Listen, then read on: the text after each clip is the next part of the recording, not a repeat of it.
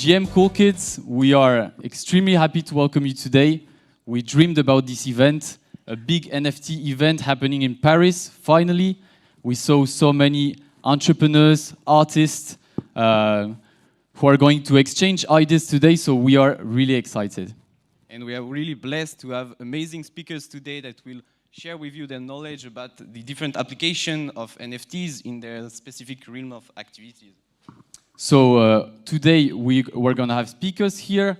You saw maybe above the NFT Fest. It's gonna be a 900 meter square place with booths of artists, entrepreneurs, activities with POAP you are going to discover. So I invite you to network above and take knowledge here. And this day wouldn't have been possible without our amazing sponsors, and we want to give a special thank to Tezos, Nomadic Lab, Sandbox, Animoca Brands, La Collection, Comet and Ariani. You're also going to discover Ledger, who is a major partner, and Jan is going to speak just after. We're having, of course, POAP. You're going to see many throughout the day. We have Zerion, NFT Go, Upland, CalArt, Ethereum France, and, of course, the after party by Solanart. So we now let the stage to Luca Vera. We will talk about the treasure hunt that will happen throughout the day. Thank you. Thank you. Hey everyone, GM everyone, how are you? I'm here, I'm Lucas from POAP FR, presenting the treasure hunt that is happening today. So first of all of you have right now a tote bag, and you have your first NFT, your first POAP for many to collect. It's available right now on your bags, so take a moment to claim it.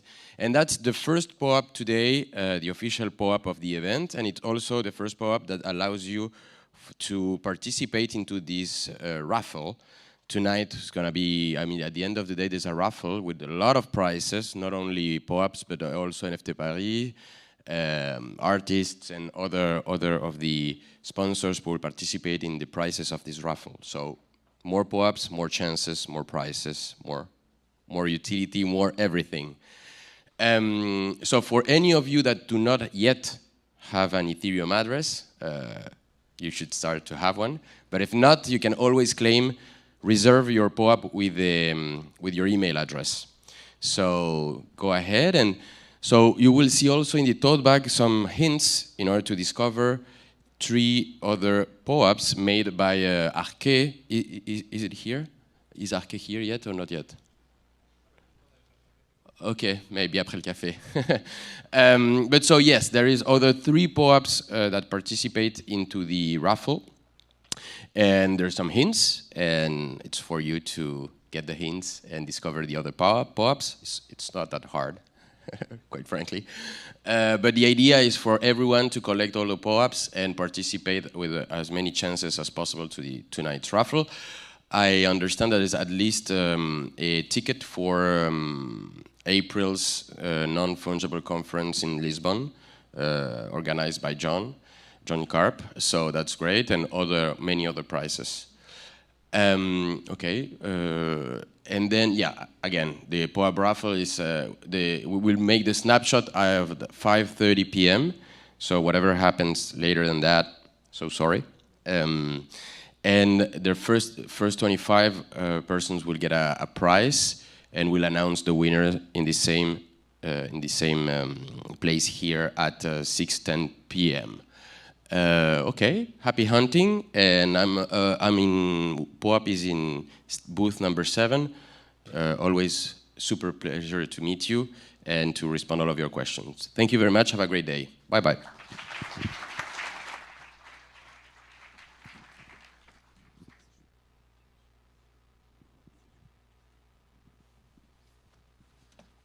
Hello guys, morning. So my name is Julian Bouteloup. I'm the original founder of Blackpool.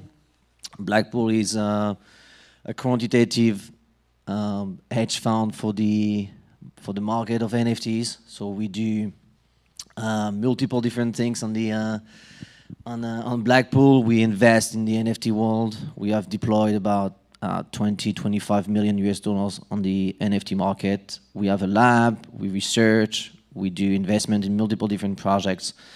We have a quantitative analysis team that analyze aspect of NFT market across different verticals. So real estate, sandbox, crypto voxel, and all these different things. We are the top one player on Sorare, the huge unicorn in Europe. We're also like top 5, top 3 on Axie, and many more projects that are coming.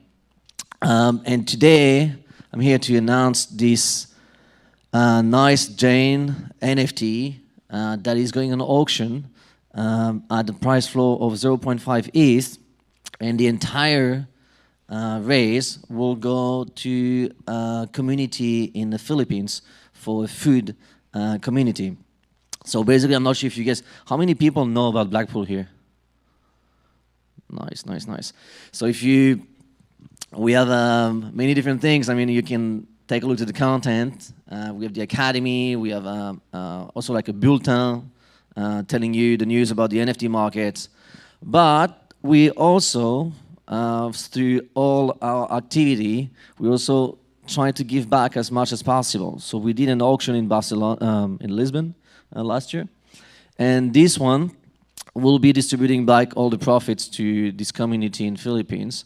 And if you look into the Medium page of Blackpool, you will see that we have an entire, like a huge community in Philippines for medical transportations, food. So it's a community that from the Axie gaming vertical that have been making money by playing the game. Because what we do, we have about like 1,000 people that are working or like playing for Blackpool. We call them scholars.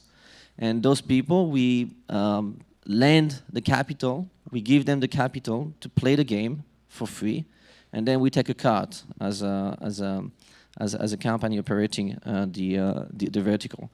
So this one is part of a package of NFTs that Blackpool is releasing, and we are going to release more NFTs in the coming this year, and also releasing new tokenomics. So this one also give you access to some specific features on the platform. So the price first is 0.5 ETH.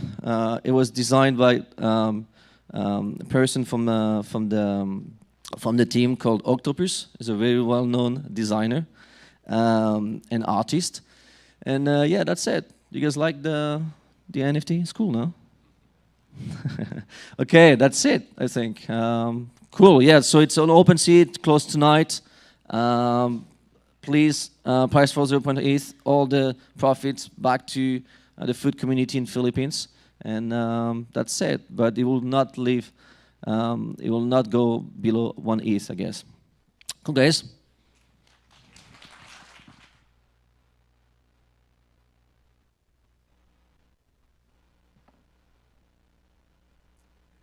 Hello again. I'm going to talk just very briefly about a very important initiative we have today. So it's the charity auction that was an idea led by Blackpool, and then a bunch of artists on Tezos especially, but on Ethereum also joined. And you have the artworks behind me. They are going to be on display at the NFT Fest during all the day, and you can bind on them and obviously discover amazing artists on Tezos. So I led the stage now to Jan Rogers about tokenized world.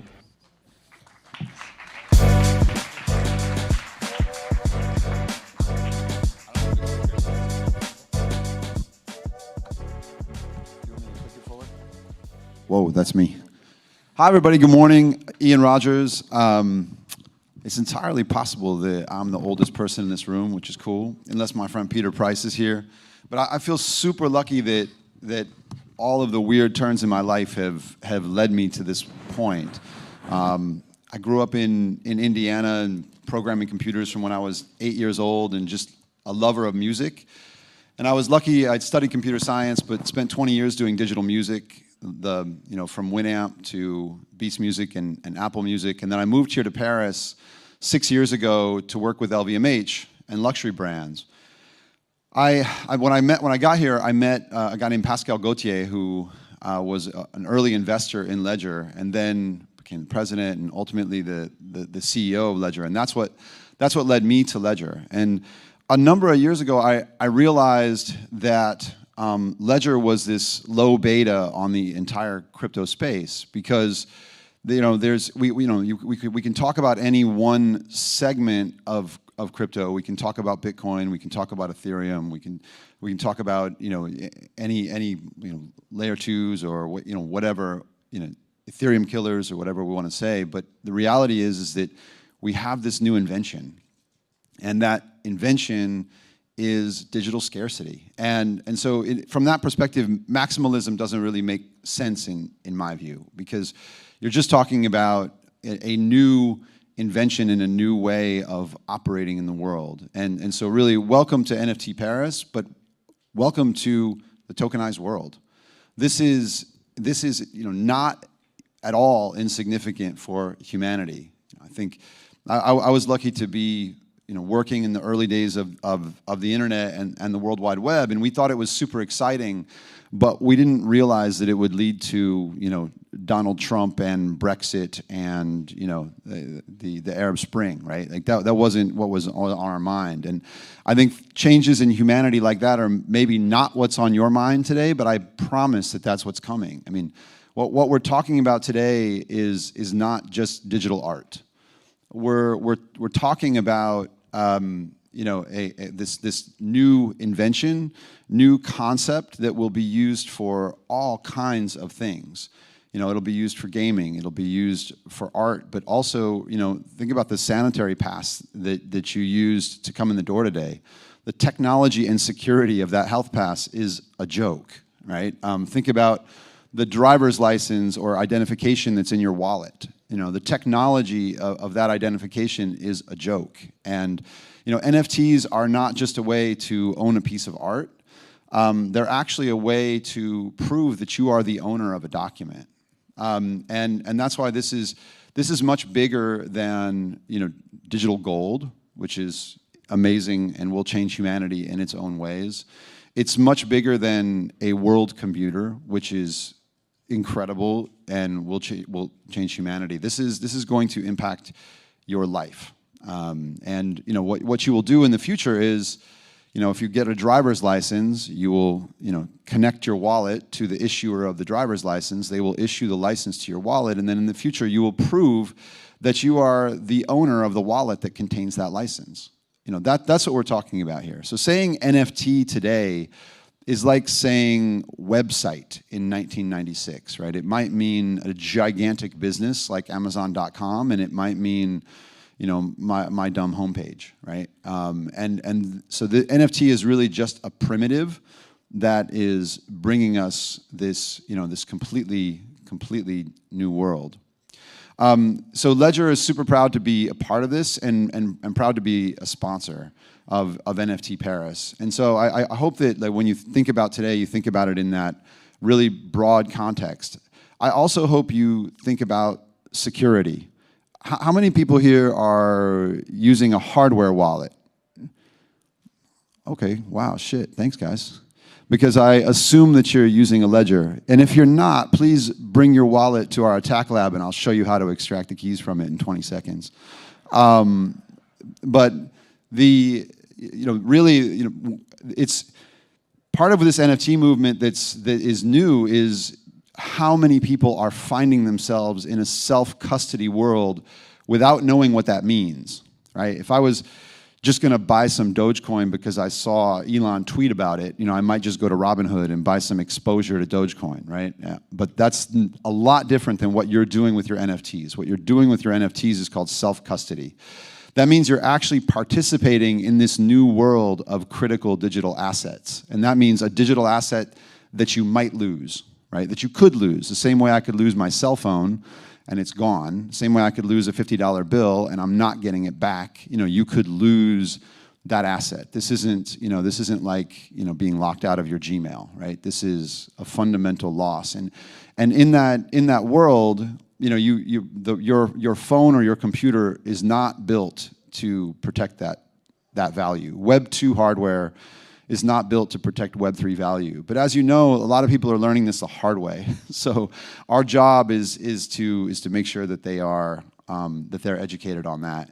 And I'm seeing how many people raise their hand about having a hardware wallet. I don't feel like I need to educate this audience, but if you guys could help us educate others, and notice that I say hardware wallet, I don't even necessarily say ledger, because our job is to protect. The good thing is that we make the one that actually does protect. So that when people find their way, if people find their way into crypto and they get more educated, they realize they want self-custody. When you want self-custody, you need hardware, and if you look into hardware wallets, you find out that ledger is the one you want. So I'm okay with people making that, but our job is to help them make that journey more quickly. So I appreciate your help in that. So anyway, have a good day. Welcome to NFT Paris. Have a great time. There were lots of ledger people around. We have a booth out here. We've got Mo, I can see here. We're here throughout the day. So if you need anything, please reach out to us. Have a great day. Thank you.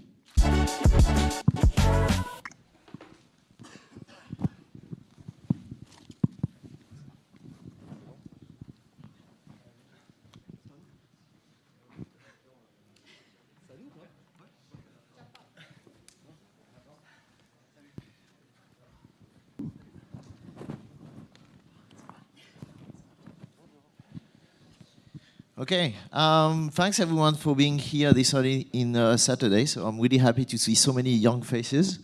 I'm also very happy because we have a fantastic panel this morning with the most beautiful Julia here.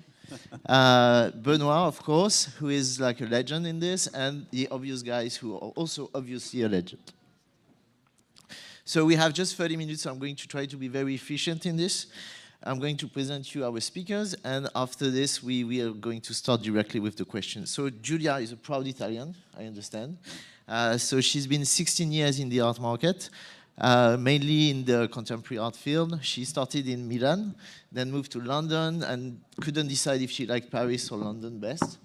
So she worked mainly in auction houses and then in the studio of Damien Hirst, right?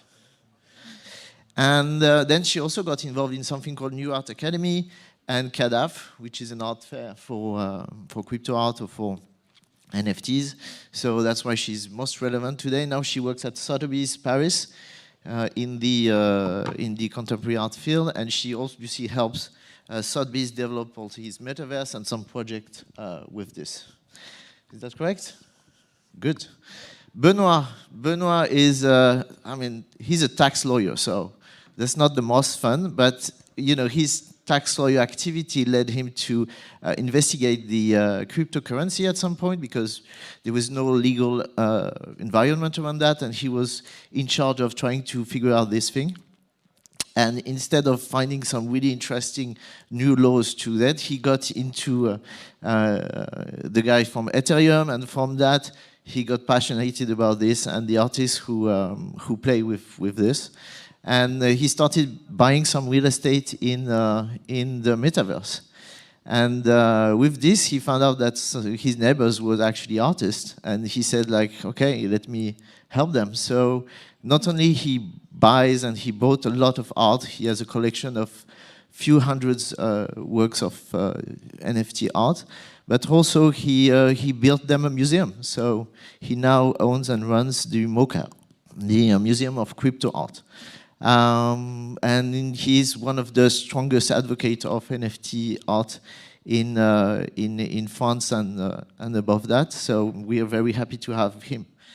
And we have the three guys from Obvious. So we have Gauthier, Pierre, and Hugo, which is a fun, it's a nice story. These are three buddies who started, they just wanted to get, to have some creative project together. And in 2017, they decided what they wanted to do is generative art. So basically, they use algorithm as a tool for creating art, but they are the one creating art, not the tool. But they use this tool, and they got famous because just less than a year after building their thing, they sold a work of art for $500,000, which is a nice way to start a career as an artist. And they didn't stop there, so they continue to explore all of this. And and they are with us today, and they are famous NFT artists are very rare thing, and they are both famous, but they also have a strong opinion about art and what should be relevant as an art on the NFT space. Is that okay for you as a presentation? So we already spent like 4 minutes on that, so now let's go into the question directly. I will start with Julia because she is the most beautiful. Can we all agree into one fact, is that today, and I hope this can change, but today there is a strong difference between the world of art as traditional art, let's say, and the world of NFT art. I mean, the artists are different, the collectors are different, the platforms are different. Basically, it's two different markets. Julia, you worked into auction houses, so you know what a traditional collector is. You got involved into all these new projects. You know what a NFT collector is. What is an NFT collector? How do you describe that? What is their social? I mean, what do they look like? All right, thank you for the introduction. First of all, I don't know if there is a type of NFT collector. To be honest, NFT collectors could be anyone from a teenager to a 60-year-old person. And that is also, as a general comment, the beauty of art. Anyone can actually be physical art. Perhaps, there has always been a little bit of a barrier to entry, which is probably kind of the cost, the cost, the money, but also, the means. So where do I go and buy art? It's a gallery or it's an auction house in the secondary market. And I think digital art and NFTs have eliminated kind of that barrier. And I think this is also what is fascinating now to see. And as you said, I've always worked, albeit for a small period of time, where I work at Damien Hirst Studio, mostly sort of in the secondary market. So I've seen, the challenges for... Believed in crypto because in order to mint a piece at that time in 2018, you needed to be involved in crypto. You needed to know about the technology. And most of them, or maybe all of them, they were convinced by this technology and by the ideas that are behind. And you can see more or less clearly in their artwork. You can feel that, And this, for me, defines what I call crypto art. It's an idea. There's a message behind it. Of course, there are aesthetics, there are techniques, but there are also thematics and ideas, and you can feel them more or less, And I think this is what defines what I call crypto artists compared to digital artists more globally, because now you have a lot of very famous digital artists who join the scene, all right? But they don't have this background. They use NFTs because it's a new way to get on the market and to be viewed, but they don't have this culture, right? Crypto culture. And I think art and crypto art is a very good way to in a way, explain and promote the crypto culture, what I call crypto culture. Okay. So, still for Benoit, so what do you feel about traditional artists, or let's say, artists that didn't have this culture getting into NFTs?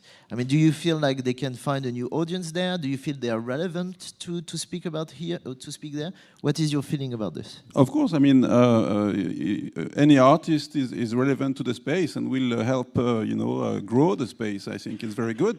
But I think we need, and this is what I do with Mocha, I try to define crypto art as a movement, right? And which is something within the NFT and within the digital art, but it's something special. But of course, I don't discard at all any artist, and I do collect artists that are not really into this movement. But I try to focus on the energy that was at the beginning and trying to define a movement, a real art movement, that is crypto art. And there are many aspects of what happened that lead to think that this is a movement, the community aspect, in the history of art. art movements, they started always with a community, a small community helping each other. This is exactly what happened. But you know, I like the title Art Beyond the Hype. I don't know if we're going to talk about that, because I don't think it's art and hype. Not sure it's a good match. You know, it's kind of my next question, still for you, Benoit. So I know you have a strong feeling. I mean, NFT is not only about art, and in NFT art, we can, you know, the thing is very large, and there is something that you consider to be real art, and things that you would say that NFT art, but more collectible. But it's very difficult and, you know, almost ethically difficult to draw the line somewhere. How do you, I mean, what is your opinion, and where do you draw from that? First thing, I want to be very clear. It is good that what's happening today with NFT. It is good that it raises the question of what is art. This is very good. Okay, whatever your position is, it's good to discuss this for art globally. So this is very positive. Now, when you look at NFTs, it's clear that there's a very wide spectrum, you know, of different things. On one end, you have artists. In a way, we know them, artists. You know, they work alone or in small groups like you, and they are trying to express something with their feelings. They see things, they express things, they want to put out a message. And on the other end of the scope, you have you know, studios who are creating series that have an artistic component, but that are designed to match the need of a market, all right? And where do you set the line here? Some will say everything is art because there is an artistic component even in the one end of the scope, and some will say no. I think you know, when there are teams of people who are trying to guess what is the need of a market and create a product for this to meet this demand, maybe it's not art. So I have a position, but I could agree that it's different from others. And most important message for me is artists, they just cannot compete with teams of marketing people, right? And they don't want to compete with them. You know, the artistic process is not designed to meet a need. An artist is trying to express something, and maybe sometimes they will be a connection with the one who sees the art. But you cannot. I mean, being an artist is not trying to guess what is the need of a market, right? And everyone is competing now to be on the top of the feed on Twitter. I guess if everyone here is they are on Twitter, and they are looking at the Twitter feed. But is it really important for an artist to be on the top of the Twitter feed? Or is it maybe more important to build a legacy and to have people look at their artwork that are not for sale, older artwork? I mean, you guys, everyone here, when is the last time you saw a tweet about an artwork that is not for sale? You know, all the tweets we see are artworks for sale. That's it. And who does tweets about artworks that are not for sale and artworks that are important for the history, that mean something, that build something? You know, there are very few actors who promote art looking back and not just promoting things for sale. Yeah. So just very quickly, I think what you said about Twitter and being at the top, but isn't it also for all artists out there, it's all about visibility. How can you be seen, right? And now with, you know, a lot of marketplaces, they've started this idea of curation, perhaps. They do curated drops or curated artists, etc. Because that's also about, obviously, it's not just about, you know, financial gain. I think it's also about your art and, you know, getting visibility for what you do. Maybe we should ask the artist. Exactly. Okay, so first of all, thank you for the invitation here and for the nice introduction. So I would say on our side, we do strongly agree with Benoit here, because we actually were on Super Rare back in April 2018. So the idea is that on Super Rare at that time, there was all of these artists like Xcopy, Aketao, Coldy, Max Osiris, Rob Ness, lots of these artists were questioning the crypto culture and trying to question also like the propriety, like how do you own something and what is art actually. And so I guess we do agree on the fact that it's important to have people in the NFT space more generally that try to talk about this legacy and try to describe it as an art movement, because we do think it's the most important thing in the NFT space in terms of art. And so in France we do have Benoit here, so that's nice to have a protagonist that tries to tell this story, but there are several other people that also try to talk about the art and not only the fact that it's for sale, like I would say Art Gnome, for instance, is one of the person that really try to promote all the sub-genres of crypto art. And so on our side, we've been experimenting with AI algorithms, and for us, the NFT space was really relevant to have those artistical experiments. And so it was a very nice space for us to interact with other artists and collectors that are actually interested in whether that could be the tool that we use or the message that we try to have. And then it's really nice to now have a much wider NFT space. I guess all of these approaches can coexist, and there's no problem with that. We just have to take a moment to tell the story of crypto art. And we feel that this movement and this kind of opinion are growing. We can see a lot of similarities between the traditional world and the new art NFT world. You can see those curational movement that you can really observe that there is people who tend to being creators in the real world who wants to jump in the NFT world and being creators. You have those institutions also, like we worked with Kamel Menor, which is a really traditional guy from the artist, from the art world, who wants to jump in that world, not for the money, but just for the artistic reason and the philosophical reason and the futuristic reason. So as artists who are fits in the two worlds, this is really interesting to see how the NFT worlds are taking what's best from the art world and trying to recreate such mechanism. Okay, pushing on this, do you feel like as you say, there is this starting to collide somewhere? Do you feel like at some point they could merge? Like we discussed the idea that street art at some point merge into what is considered real art. Do you feel like NFT, as the same way, can at some point merge into the art as well? I think we're already seeing that happening. With you have, like, for example, a lot of collectors who normally collect traditional art, and they are getting like really interested in NFTs. You have some institutions, for example, Sotheby's, who is also jumping in this world and getting interested in it.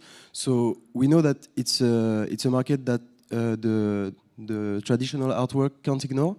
So they have to see that some people are like very interested in this type of art. So they have to participate in it.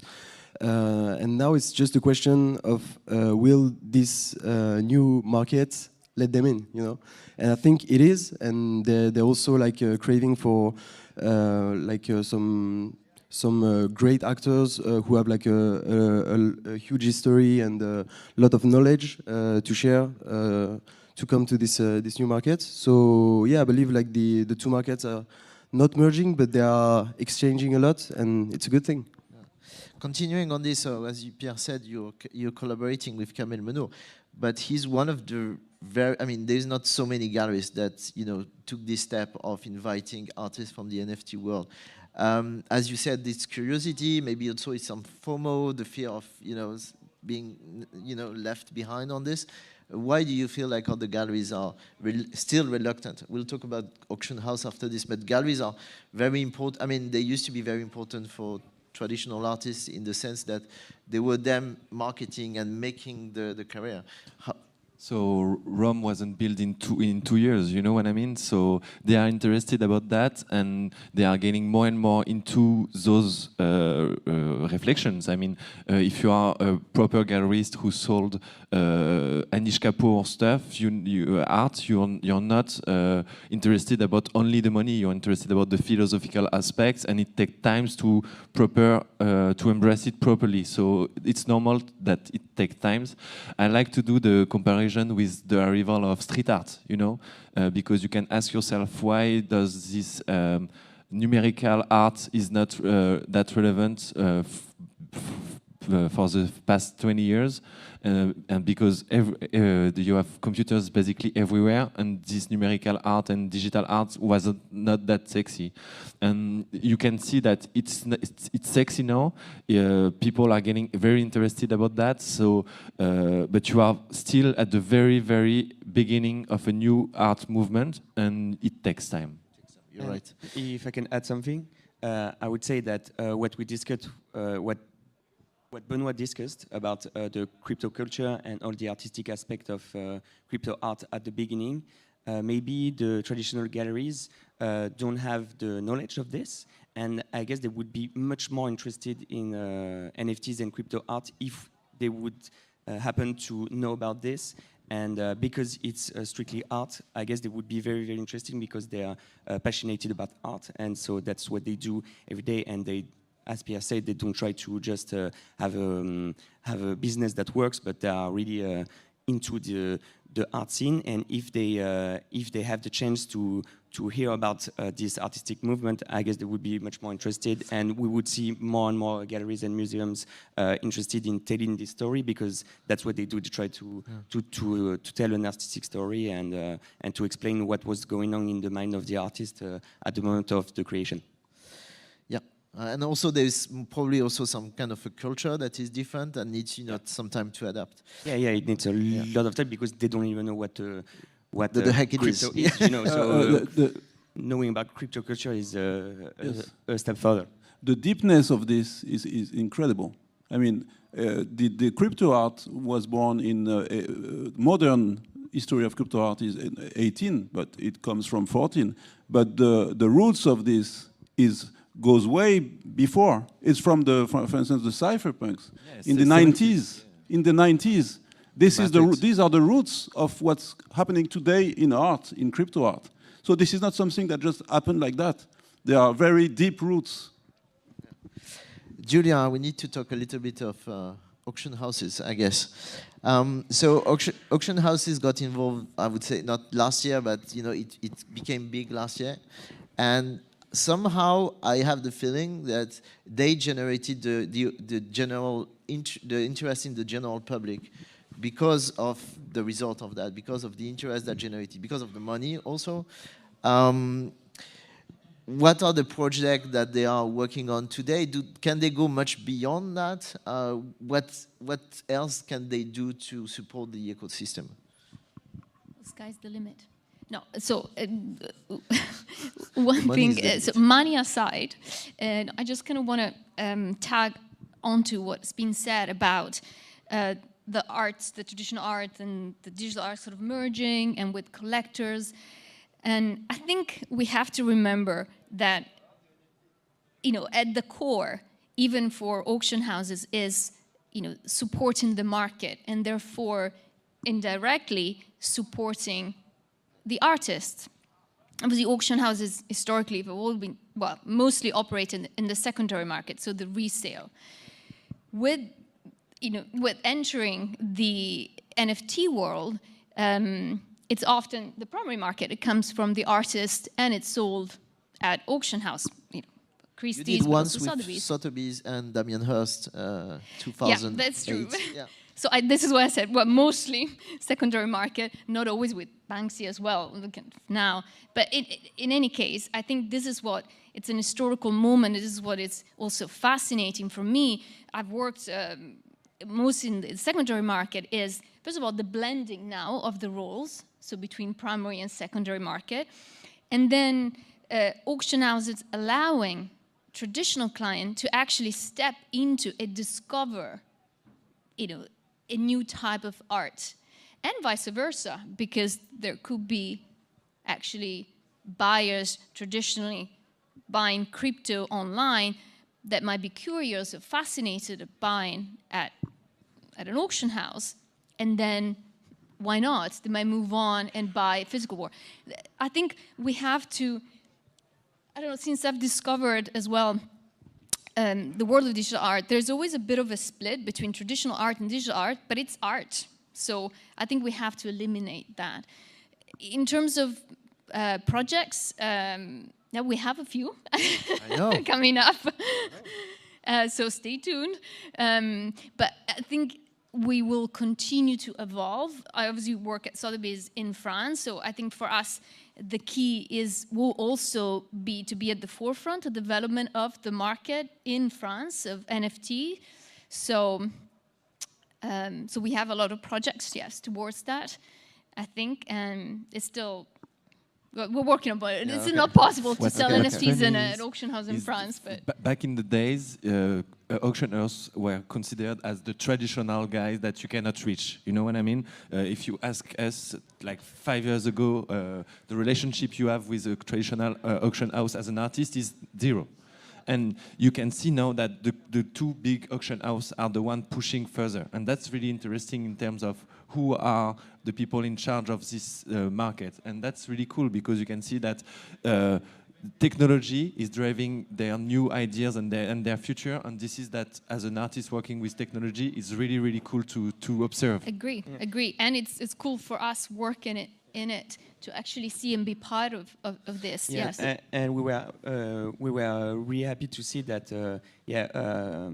instead of contrary to what the galleries and the institution might do, the auction houses really do get interested in the actual artistic movement. So, for instance, and it's more money for the artist as well. Yeah, as well. So, for instance, there was like the Art and Tech Summit of Christie's in 2018. So, back in those days, there were already interest of auction house in this type of art. So, they are really leading the way to have this gate through the. I know, Benoit, that you have a strong opinion about auction housing and their value added for the. No, I mean, there's a challenge for auction houses, clearly, because, you know, even for significant artworks, you can sell them or put them in auction with a tweet and sell them within a day or so, and be as much as efficient as the whole experience of major auction house. So, I mean, the auction house needs to find a way to prove value added in this market. There is a value added. There is validation, obviously, right? But they need to prove the value added. And the relationship between artists and actors of the art completely changed with NFTs. Okay? The table was turned, and now the artists, somehow they have the upper hand for now. Maybe it will not last, but for now they have the upper hand, and they want to fight to keep the upper hand. So they want to discuss, to have an arm's length discussion with the art actors, right? So this is my point, and just to mention that in France, currently today, this week, next week, last week, there was heavy discussions around auction houses and how they can enter this market. And I know they're not allowed right now. Yes, no, but there's a report that was just released yesterday, and there are some auction houses, I think about Fauve Paris, who are really active in this. So it will change very quickly, I guess. So I had like 25 more questions, but we have 32 seconds. I want to ask one last question to the artists because I think we need to finish on that. I mean, you as artists, and you are between the NFT world and, you know, sometimes the material world. How do you decide what is relevant for crypto art or NFT, and what is relevant for a physical piece? I guess it's part of the audience that you have for your art. So we do know that the type of people that follow our work or try to discuss our work in the crypto art or NFT scene is pretty different from the type of people that follow art in the traditional way, when we create physical pieces. And so we do have this type of pedagogical approach to it, because what we do is really techy and so really hard to explain. So we try to make it pretty obvious to people, and so we try to adapt also our art and our message to the type of people that are going to encounter it and discuss it. Okay. Thank you all very much. Thank you, Julia. Thank you, Gauthier. Thank you, Pierre. Thank you, Hugo. Thanks. And thank you, Benoit. It's time to leave the floor and yeah, for the next panel. Mo?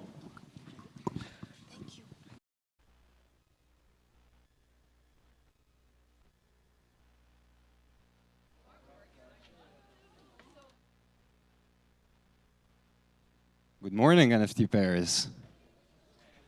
There's a decent amount of people in here for such an early slot at a crypto conference on a weekend, so that's cool. My name is Mo El Sayed, and I'm in charge of community and education at Ledger. Super happy to be with you here today to chat about a topic that we're all either curious or completely crazy about: collecting JPEGs. Today we'll explore the relationship between NFT collection and identity formation.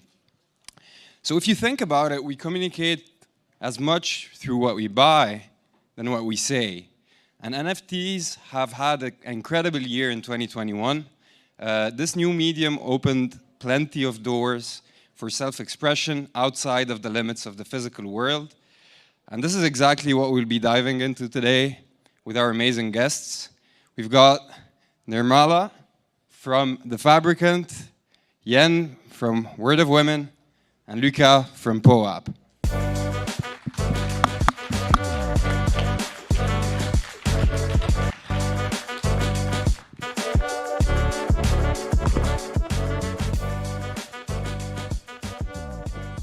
Hello. Hi.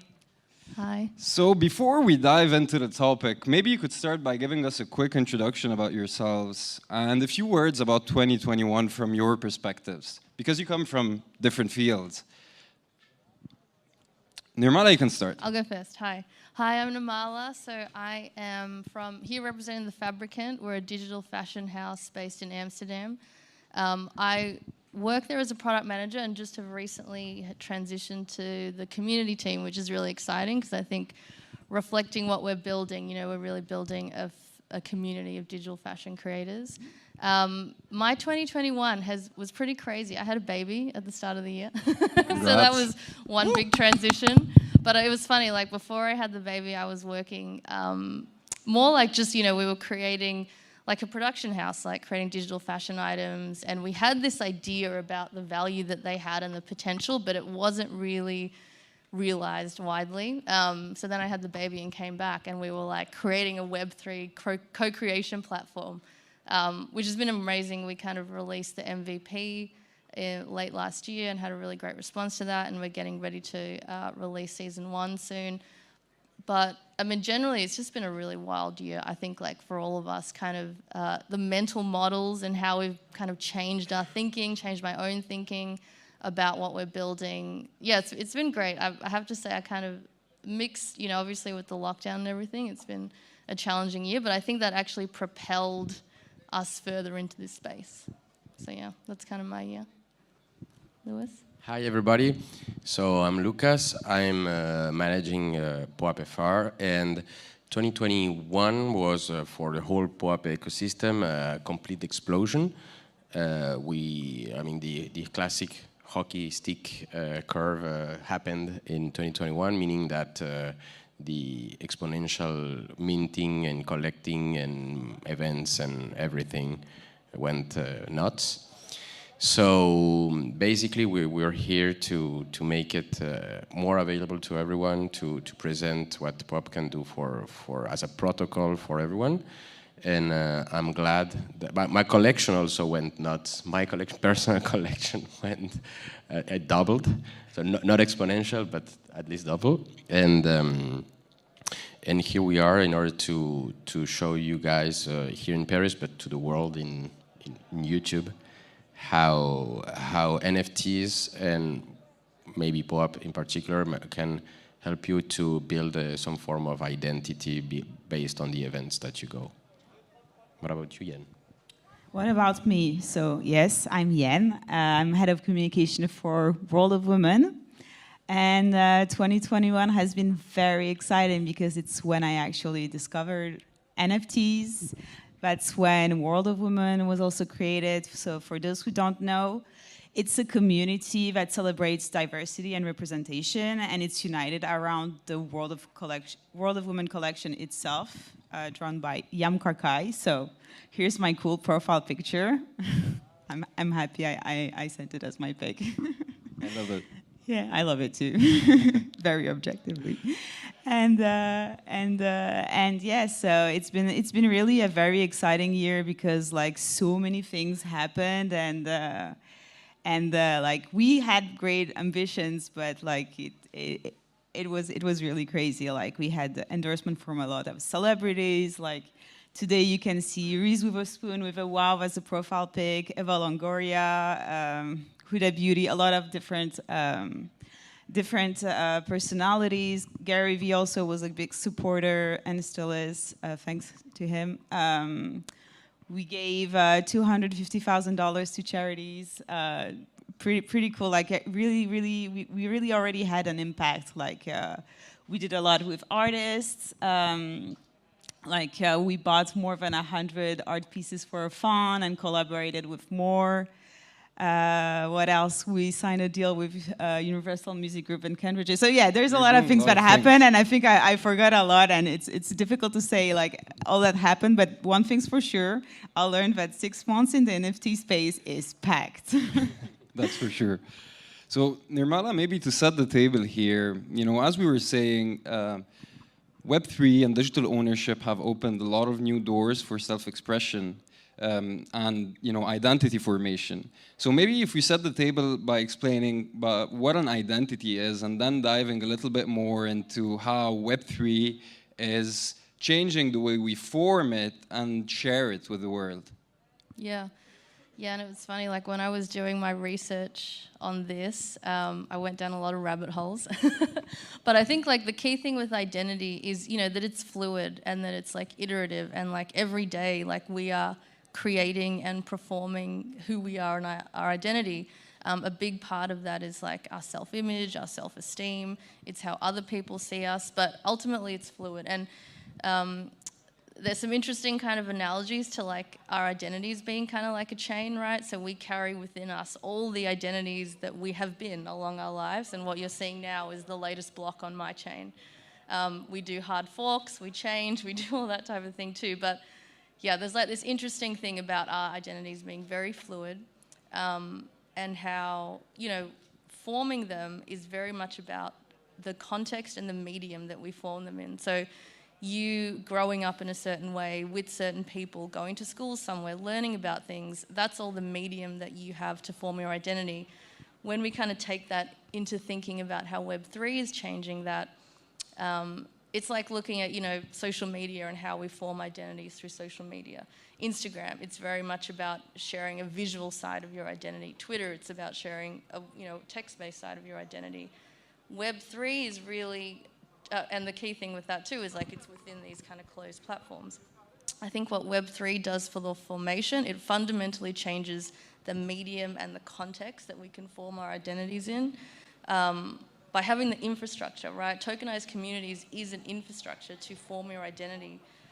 The other key thing, and I'm jumping around a bit because there's so many ideas, but it's like changing from, identity is also consumed, right? Like you show who you are by the shows you watch, the books you read, what you wear, all that type of thing. Whereas now identity can really be more about what you create and how you create it with your community. So I think, again, it comes down to this Web3 infrastructure that it's enabled that we can really move into that space. So, and then obviously the ownership is critical, right? So whatever I create now, I can take it with me. So when my space dies, I've still got all my weird and wacky things with me that I can take to the new platform. So on that point, I would like to open it because, as you said, the social media, Instagram, your identity, you express yourself as a human on those platforms, closed platform, but ultimately that part of your identity belongs to them, right? It's for them to put ads on, to sell it to other people. And what Web3 brings is that chain, Ethereum or the other ones, allows you is to have that token that belongs to you. If you have your keys, it's your identities, not on Binance. But yeah, it's ultimately it's you that you're able to move it around, and it belongs to you. And we all heard of the platforms of cancel culture, where besides the ethical part of it, the technical aspect is some director at some Facebook, Twitter, YouTube, Google, whatever, could decide that whatever message, whatever your identity is no longer an asset for them, and then be deplatformed or cancelled or whatever. And that's also something that this gigantic and always-on network allows for true ownership of our identity, and that's pretty much a revolution. There's also this very interesting contrast between the identity that's given to you, I mean, where you're born, your parents' religion or your skin tone, and the identity you choose. And I feel that Web3 is really about your interests and your tastes and whatever you believe in terms of ideas than what the physical world has given you in terms of limitation. So yeah, I'd like to move on to Yen, because when talking about PFPs, right now they're at the core of what tokenized tribalism is all about. And buying a piece of art isn't only about buying the piece of art anymore. It's about shared ownership of values, ideas, and outcomes in the case of DAOs, as well as a social signal to the world.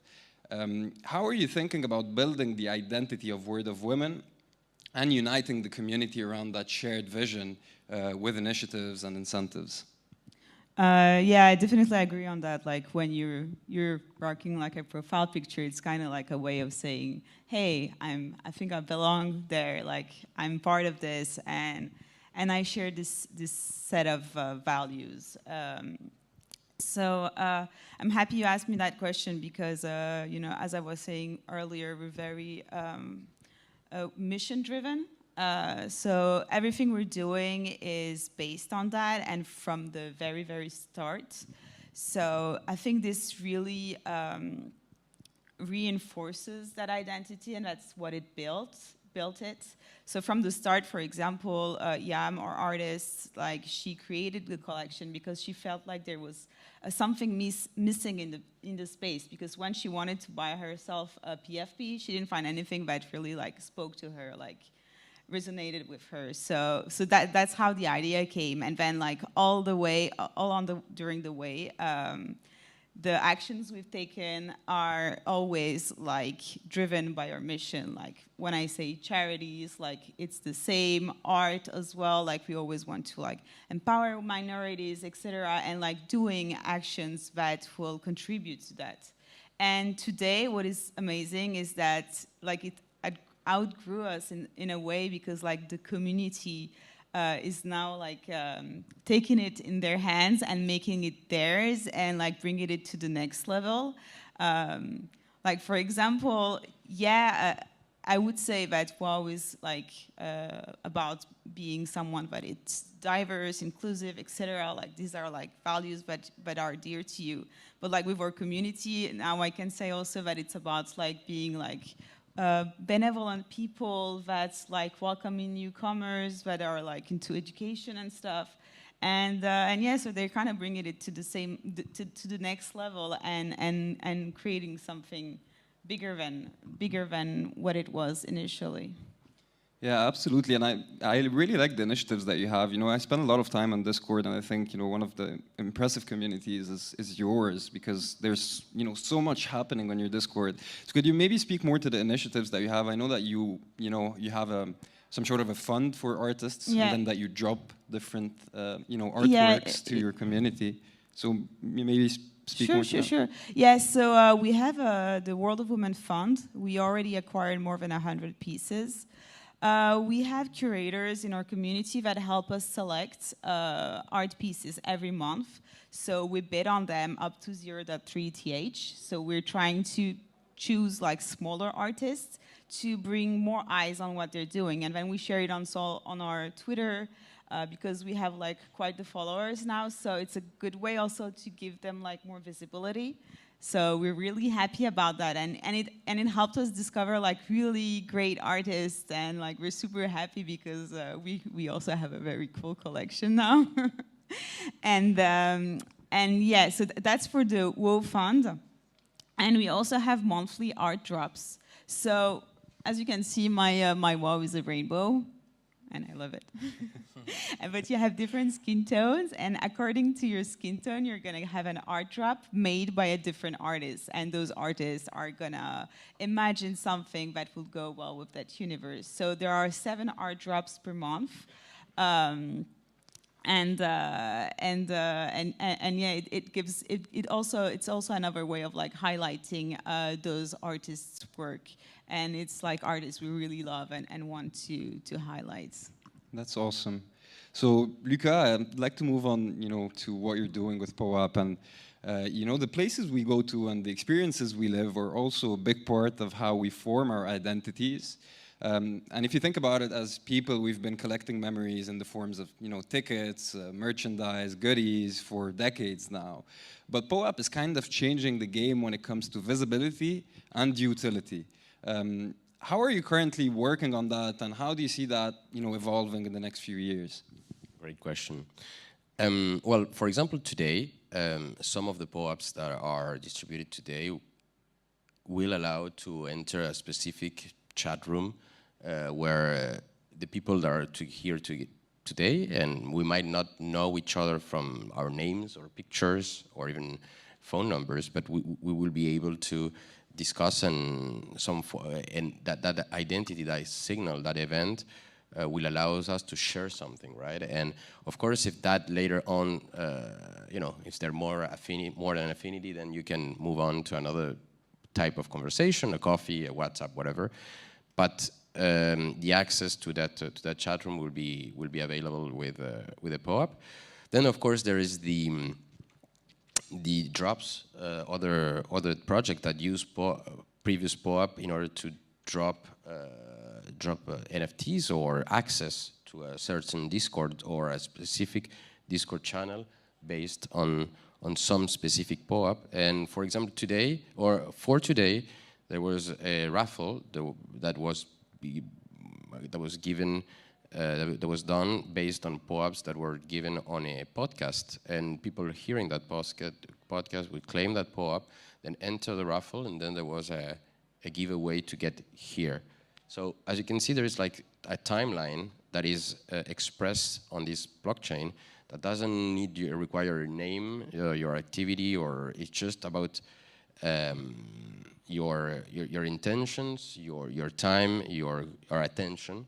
That is the most scarce asset, and from there, there's different channels to utility. And then the truth is, we don't know yet how this is going to evolve.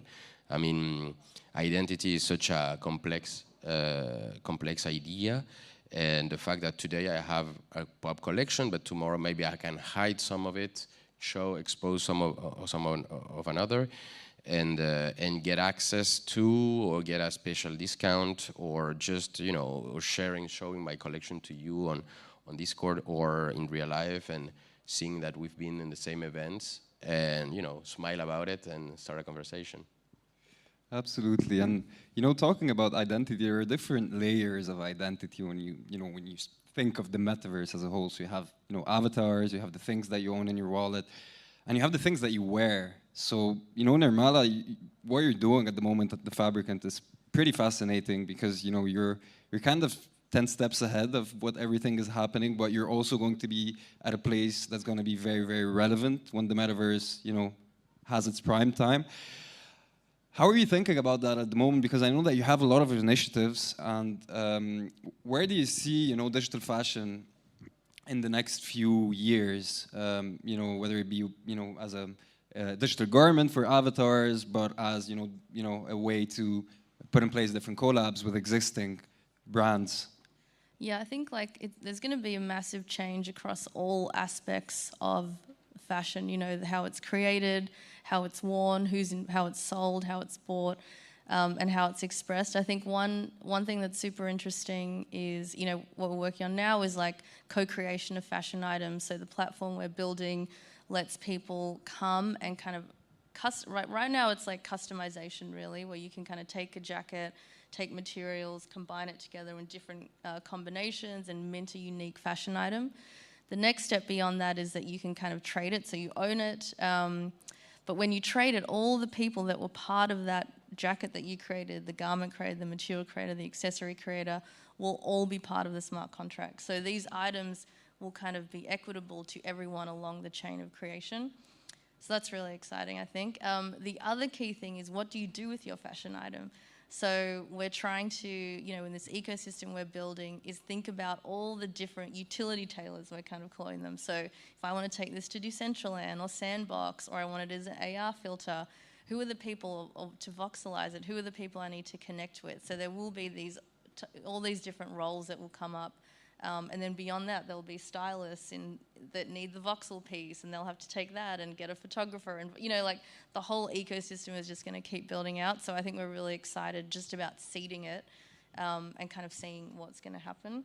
But really for us, and this is kind of why I've also moved from product to community, we realize we're not just building product, we're building community. And that really starts with thinking about all the roles and how those people, what do they do? What is the value? What are their rights within this space? How do they create, an equitable living for themselves? So, yeah, it's a kind of it kind of goes beyond, it goes into politics and governance and all that stuff. And I think similar to kind of what, World of Women is doing, right? It's just building this whole, operating system that people can connect with, which is super cool. Yeah, 100%. And before we move on to Q&A, because I'd like to give also the opportunity for the people to participate in that conversation. But I'd like to ask you about your 2022 milestones, and if you can give us some sneak peeks, I think all of us would be very happy about it. Maybe you can start with Yen, because I know they have a lot of things in the roadmap for 2022. Yeah, so there's the things we know and the things we don't know yet. Or the things that you don't want to say. Maybe the secrets, the surprises. No, yeah, we did announce a lot of things. So the first one is making our brand global, because initially it was thought for the NFT scene, but we wanted to be bigger and have people who aren't necessarily part of the community to also feel to identify to World of Women. So that's the first thing. Then we announced that we're bringing our charity actions to the next level. We partnered with Code Green, so we're getting into more the ecological causes. Then we announced a second collection, because the entry price for World of Women is high, and pretty high. Yeah, we understand that it's not accessible for everyone, and we want to have more people in our community. So we hope that this will help other people join us. And last but not least, we also announced the DAO. So yeah, we want the community to have even more power in the decisions. That, so is there going to be a WoW token? I don't know exactly how it's going to work yet, but okay. But people who will have a World of Women will have more voting rights than from the second collection. I okay. say that because I know. Okay.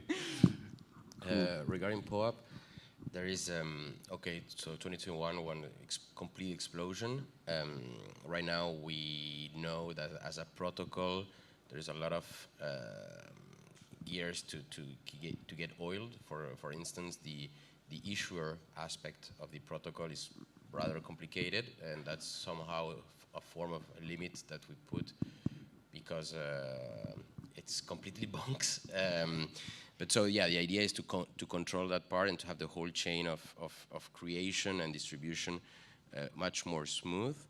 Regarding the volume, well, as you just said, I mean, some of projects are kind of exclusive based on Ethereum prices, and that's the beauty of POAP, right? It's free. It's free to issue, free to collect, and it's, I really think, on a personal level, not even on the fact that I'm working with POAP, that is one of the projects the more inclusive, that only Ethereum address is enough to participate in the experience. And so bringing more people to Web3. Right now we're we're claiming the 3,800,000 POAP maybe today, and hopefully 2 million. Today it's the POAP number 3,800,000, and hopefully by the end of the year we should be at the 10 millions, 15 millions. But again, the whole chain of the protocol should be a bit smoother, especially for the issuers. So everyone that is here wanting to create a POAP to distribute to your community, please talk to us. That's why we're here. And yeah, and I'm really glad that I participate in this project that is entering a lot of people without thinking about the gas prices, gas wars, Ethereum prices, and stuff. So I'm here. Thank you. I'll have to talk to you afterwards. Will do.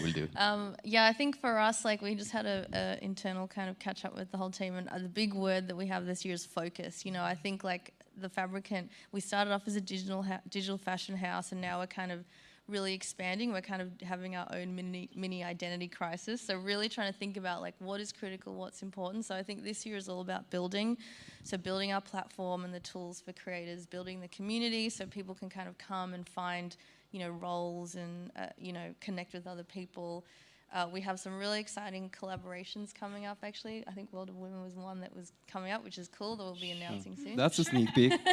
Sneak peek. Here we go. And yeah, we've got a lot of exciting collaborators in the works that we'll be dropping. But yeah, we're kind of dropping season 1 soon, so keep an eye out for that. And then season 2 will be, like, registration for that will be opening up. And that's kind of us taking the creator tool into new territory. We're really trying to build an engagement layer over the tool, so we're not just doing drops. It's kind of like you come and really participate in kind of like a meta kind of game, which is exciting too. So yeah, so come join our Discord. Oh, and another big thing, just because I feel like there will be a lot of builders and creators here, we are hiring, you know, developers, designers, motion design, just all types of people. And I'll be hanging around for the day. So if anyone is interested in, you know, building the digital fashion future, come and talk to me, please. Cool. So we actually have time for maybe a couple of questions. So if you want to ask a question, please raise your hand. And our dear friend Ferris here will probably give you a mic. I have a question later. You have a question? Yeah, but let's. Right. There's someone there.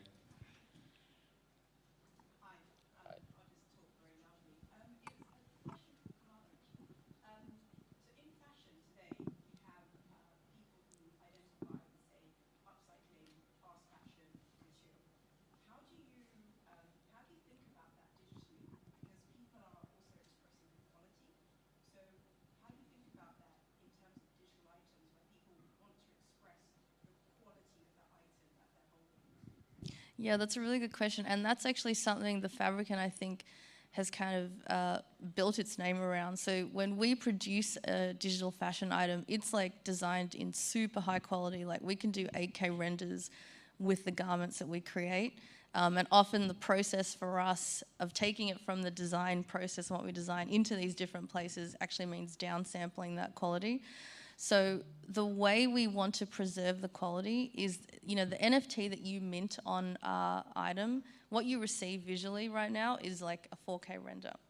And, you know, if you want to take it into a voxel world, we'll voxelize it and it becomes voxelized.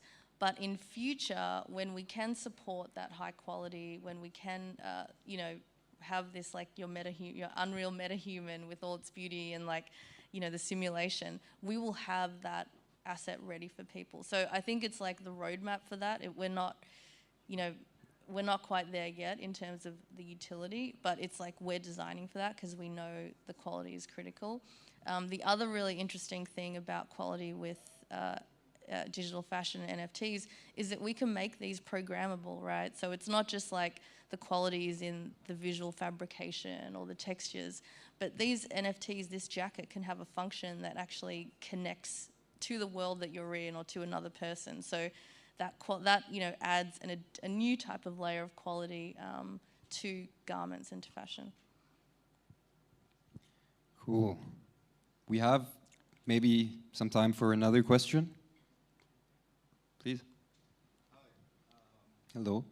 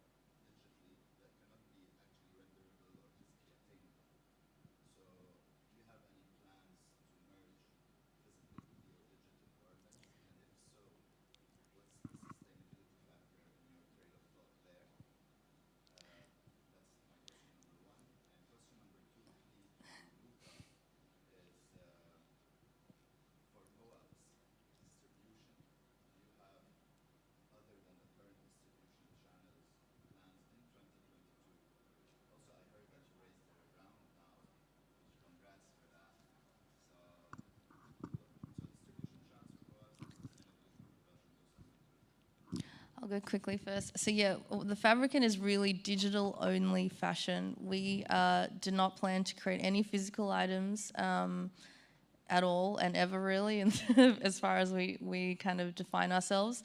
And that's the big reason for that is sustainability. And we feel like the type of fashion that we're trying to create, it is super, like if we tried to create that in the real world, it's very energy consumptive. So for us, the focus is really digital only. And in terms of how we connect it to the physical, we're really looking at AR technology and going to be prototyping a lot around that, because that really brings an interesting layer on how in the physical world you can still be wearing your digital item and playing with physics and all these different mechanics. So that's a really quick, short answer, but yeah, I'll pass it to. And regarding distribution system, it's a great question.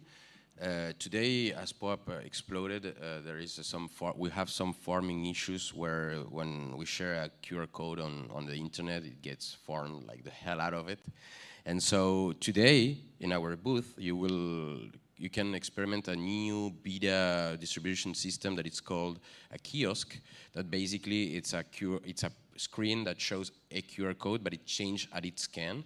So you can take a picture of it and you could put it on Twitter, but it will work only once, and that's kind of a game changer. I invite you to come to the booth and check it out.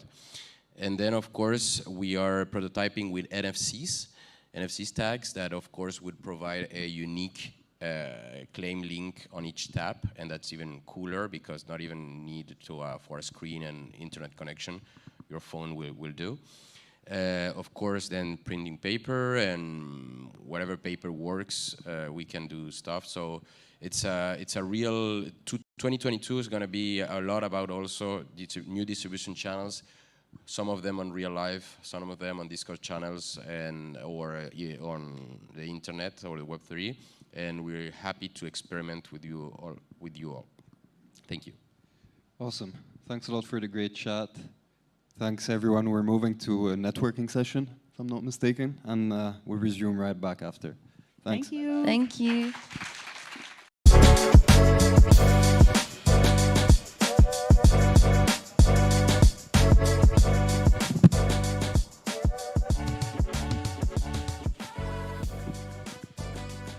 Thank you. Pierre-Nicolas, Olivier. Thank you. So what kind of NFTs for luxury brands? This is really the hot topics of the moment, and we are thrilled to have here really pioneers in the sector. Nicolas from Gucci, Olivier from Exclusible, just came from New York, and Pierre-Nicolas from Ariani, based in Paris. So I've got lots of questions for you guys, and I hope yourself have some, also on the community. But I'd like to begin with you, Nicolas Audino. You're at the head of a new business, Dream Big. So it's a division at Gucci. It's really a business unit. You're exploring the future. You're also CEO of Vault. You're going to explain us why Vault is important for Gucci. And Gucci was very much in advance in the area because you sold one NFT at Christie's. It was last year, 2021. Why did you go into the NFT business? So, good morning, first of all. Look, yeah, we started last year. Gucci has always been a front runner in digital. We started last year. We were the first brand in the industry releasing an NFT, our Aria artwork with Christie's in May last year. And since then, we have been observing the space very closely. And what we see is that clearly creativity, scarcity, and community are driving the very successful NFT projects. And those values are values that are really key and that are the core of what we do in luxury in general and Gucci in particular. So we do see this as a very, very promising space to express the brand, very much beyond just releasing digital sneakers or digital handbags. These new ways to create experiences to engage with consumers. So we are very much into it. We just announced a drop with Super Plastic that is going to drop on February 1st. And also, we just launched our Discord server, Gucci Vault, V-A-U-L-T. Gucci Vault is our online concept store and experimental space of Gucci. So that's where we'll host our next NFT release. So if you want to stay tuned, join us on Gucci Vault. Thank you, Nicolas. And I just tell everyone that you're based in Milan and you just came on purpose. Thank you. I have also one question. When entering this area, and trying to speak with the communities, because I think communities are very much important in this area. Were you afraid of volatility, of speculation? What's your point on that? Well, we are just at the starting point. I'm not a crypto expert. However, it's clear that there is speculation in the market. There is volatility for sure. There are many, many new entrants every day, tons of new projects, most of which might not be here in 1 year, 2 years, 5 years from now. And you guys have also a luxury experience. What I think the challenge for brands like us is that Gucci is a brand that just turned 100. We plan to be here for the next 100 years. So we cannot be short-sighted. We need to make sure that we enter with authenticity and meaning in order to create long-lasting values for consumers and for the brand. And we will do that by testing and learning, because obviously we are just at the very beginning, and the only way to do is to test and learn in this space. That's what we try to do. Thank you, Nicolas. So Pierre-Nicolas Herstel, you're CEO of Ariani. So at Ariani, you enable brands to tokenize value, to distribute it widely beyond crypto native. We're going to speak about that, and leverage it with personalization, engagement, loyalty, community. Why is the place for the brands in this area? Why is it so important? Hello, everyone. Good morning. The world is going to be tokenized. Is being tokenized. Tomorrow, tokens will represent physical goods, digital goods, engagement, concert tickets, wealth, driving license, you name it. So in this new world that we call the Metaverse, these tokens are the native data. They are the primitive native data. And the keys are the wallets. So if now, when we go online, on websites, shopping, brand, game, anywhere, I can take with me what I own. It's like in the real life, if I have this sweatshirt, I go to the coffee place out of here. I don't have to open an account at the coffee place and get the sweatshirt of the coffee place. I can enter with my own stuff. Well, this is going to be the same now online. So for brands, that means that the entire client relations, the relationship with their community is going to be completely different and based on wallets and tokens when it used to be based on personal data, platforms, and social networks. So what that means is you got to get ready. You got to figure out what kind of value you're going to tokenize, your physical goods, or you're going to create purely digital assets, or you're going to tokenize engagement, loyalty, and then you got to be able to distribute that properly in the hands of crypto-native people, but also non-crypto-native people. I mean, the Gucci brand, 100 years, has to be here in another 100 years. And today, what's the percentage, or like the overlap with the crypto community? Certainly growing, but necessarily small. So how do you embark people that are not crypto-native? And then what do you do with these tokens? Personalization, okay? I want to access a drop of a physical or digital good depending on what I have in my wallet. Engagement, I get more access and utility from what the brand gives me. And community, people are now embarked, they have a piece of the project, and so you have to animate that properly. So you also have a point on personal data, right? Yeah, because in this new world, look, today we, brands and e-commerce, anything, trying to profile people based on what they do, their connections, where they shop, cookies, and trying to profile people and gather data that is often not relevant, that is intrusive, hard to secure. And at the end of the day, what do you really know? I mean, can you really personalize? I don't know. Tomorrow on Gucci Vault, you'll connect your wallet, and instantly Gucci Vault will know what you want them to know. Your ENS, your NFT collection, the other objects you have, your loyalty card at Le Printemps, I don't know, and like instantly the Gucci Vault experience is going to change for you.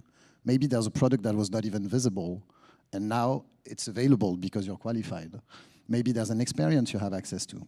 So all of this level of personalization without touching people's data, they stay safe. These data stay safe in my wallet that is secured.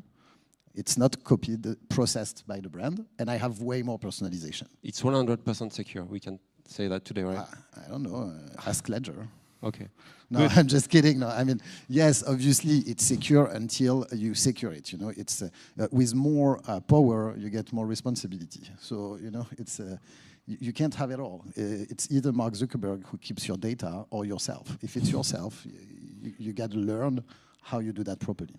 Thank you. Speaking about Mark Zuckerberg, we think about Meta and we think about Metaverse. And Olivier, you are the co-founder of Exclusible. So you spend your entire career in luxury, in some prestigious maisons like Cartier, for example.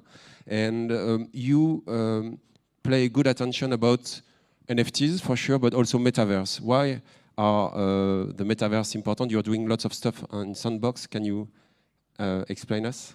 Yeah, for sure. Good morning, everyone.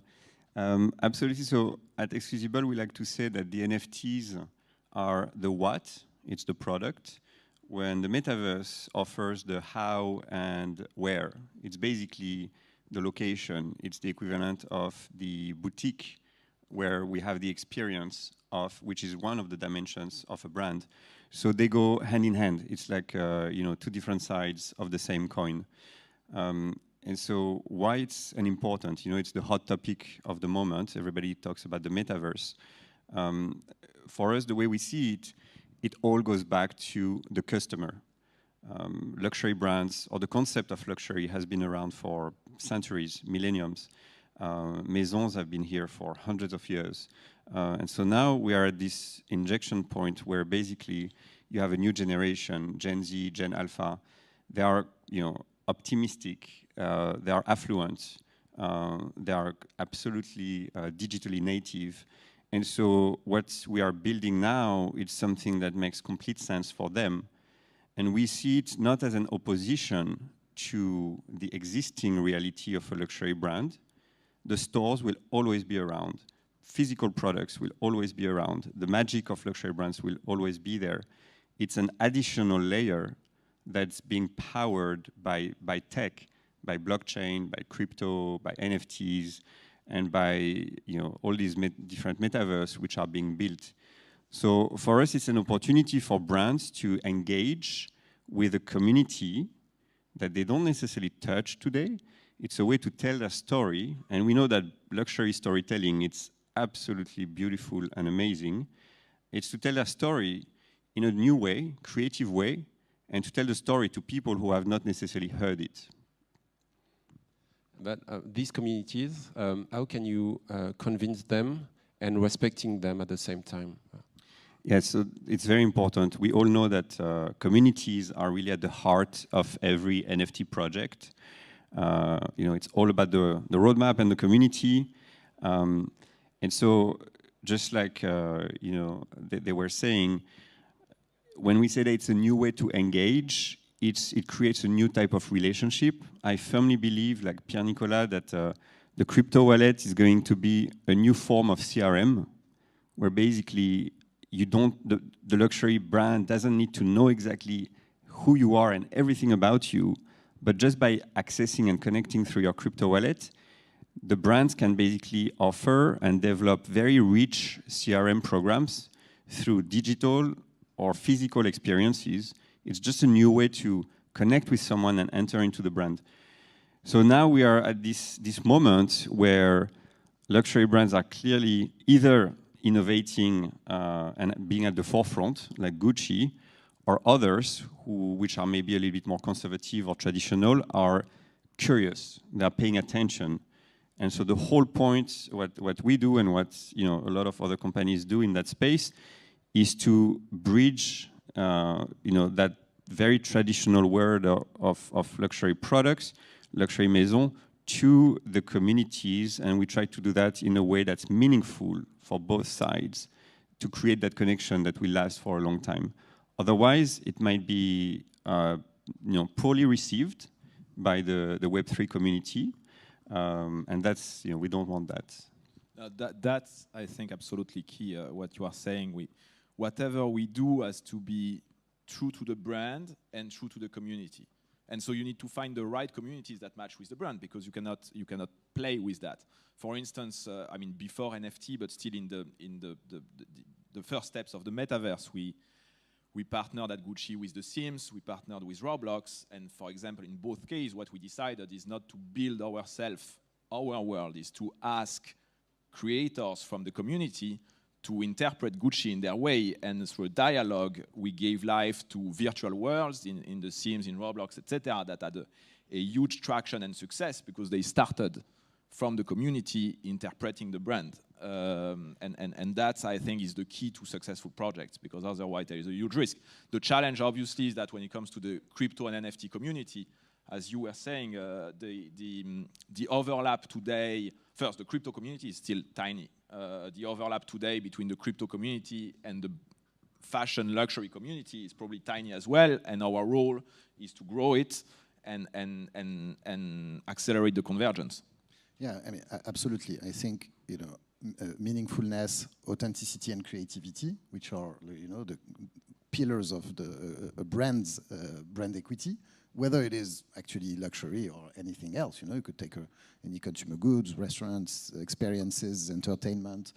It's really important to stick to that. And I think when you stick to that, you can match and be appealing to different communities, because you come with your true values.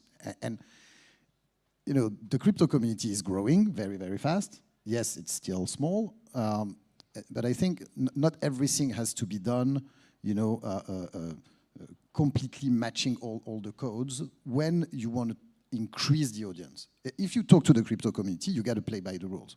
You got to do what's expected. You got to propose value and roadmap that are in line with the expectations. But then there's the entire world to embark. There's the entire world to bring, to adopt all these new technologies. And I think brands and luxury brands have a huge opportunity to be the vehicles, to bring their users to the Web3, to digital ownership, to interoperability, and give them, this sense of exclusivity, scarcity, in the digital and physical world.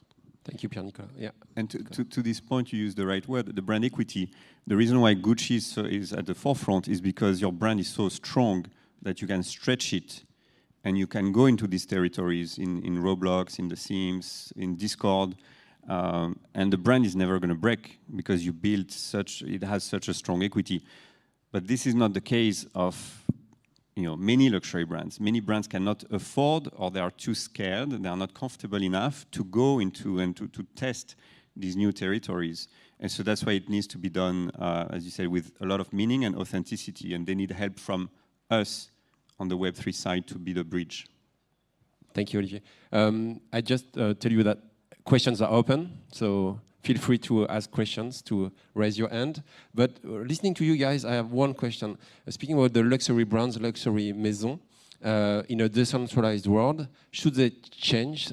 What's the place of the customer? Is he maybe owner? Is he a member of a new club? What do you think about that? I think the same value will work. Luxury is a world of scarcity, of creativity, of craftsmanship, and also of discretion. So, it all matches. You just have to apply exactly the same values to what you offer online. And I think, ultimately, our brands, they are about sense of belonging. You buy a Gucci bag because you like the bag, but also to be part of something, and because you are in sync with the Gucci brand and the Gucci values. And this is why you are going to choose Gucci rather than another brand. It's not just the bag itself, it's the brands that you bring to you. So sense of belonging is key. As you say, decentralization is a challenge because historically, luxury maisons have been very centralized, but we are getting there already. We were there already with Web 2. And by the examples I just mentioned, by engaging with the communities, we start co-creating a lot. At Gucci, we engage. We have a creative community that is much, much broader than our designers in order to really exchange and source creativity where we can find it. But that's the challenge for sure. Yeah, but look, in the physical world, you're fine with someone with a Gucci bag entering an Hermes shop. It will be the same. It will be the same. No, so that's what decentralization. Maybe that's a crazy idea, but can we imagine? Could we imagine a customer participating to the creation of new products, for example?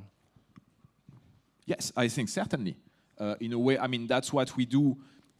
Again, I come back to Roblox. We did not create our Roblox world. We worked with a number of creators, one in particular, and asked them to interpret the brand for us. So there is certainly a way to engage with our clients, and our brands are the results of our communities. So that's the way. Then we need to keep our DNA, obviously, but there is a way.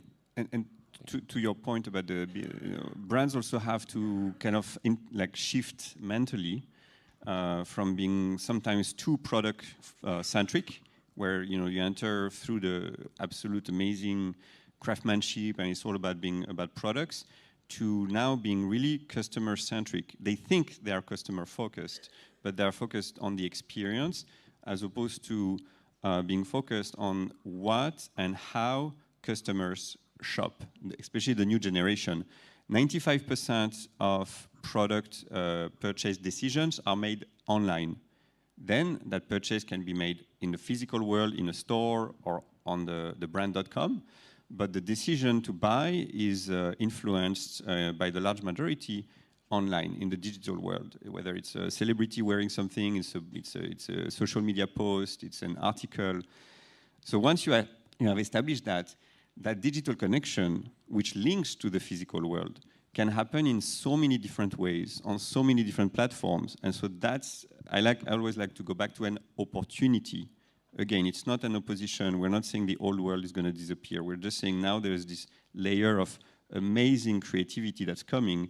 And if you go where your clients are, where they shop, if you hang out where they hang out, then you have a tremendous opportunity to win big. I think, as Ian was saying this morning, we can envision the future. The reality is that it's extremely early stage, so it's very difficult to tell where this will lead us in 1 year, 2 years, 5 years. What is sure is that there is a material, a space that is extremely promising for luxury, and that again, we have to test and learn and grow, and where we will be in 5 years, we'll see.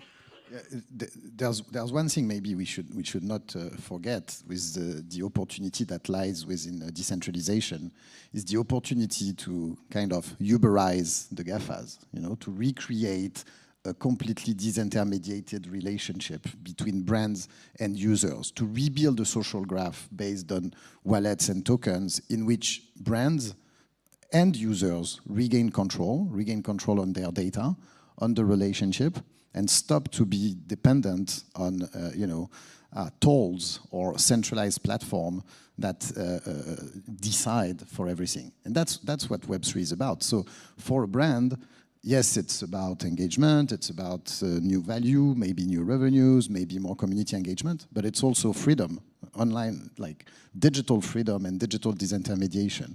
And that's huge. I mean, that should be, I think, on the top of the agenda of any CEO of a brand, whether it's luxury or anything else, capturing the Web3 opportunity to rebuild a different internet that is trustless, based on integrity, where privacy is respected, and where there's no intermediation. One of the challenges maybe, and that's what Ariane is doing well, is that we don't mention, because now we discuss about the fancy stuff, the creativity, the community, etc.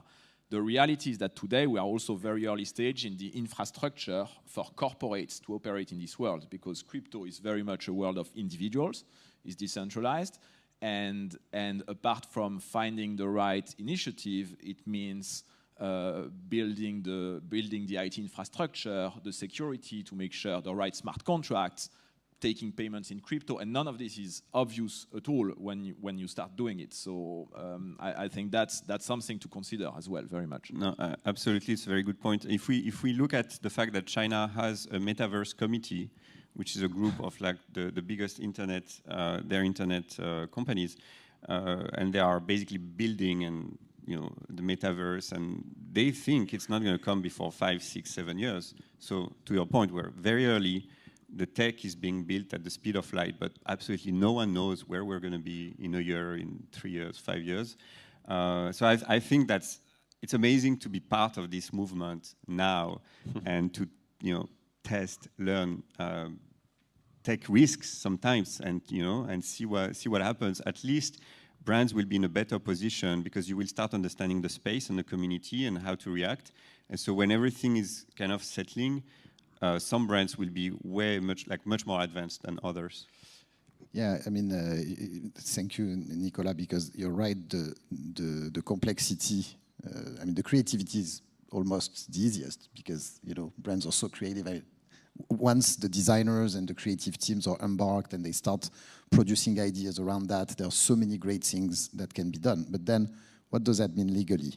What does that mean, just to get back your ENS? Like, all the brands are waking up right now and seeing 400 ethers offers on their name, on their ENS.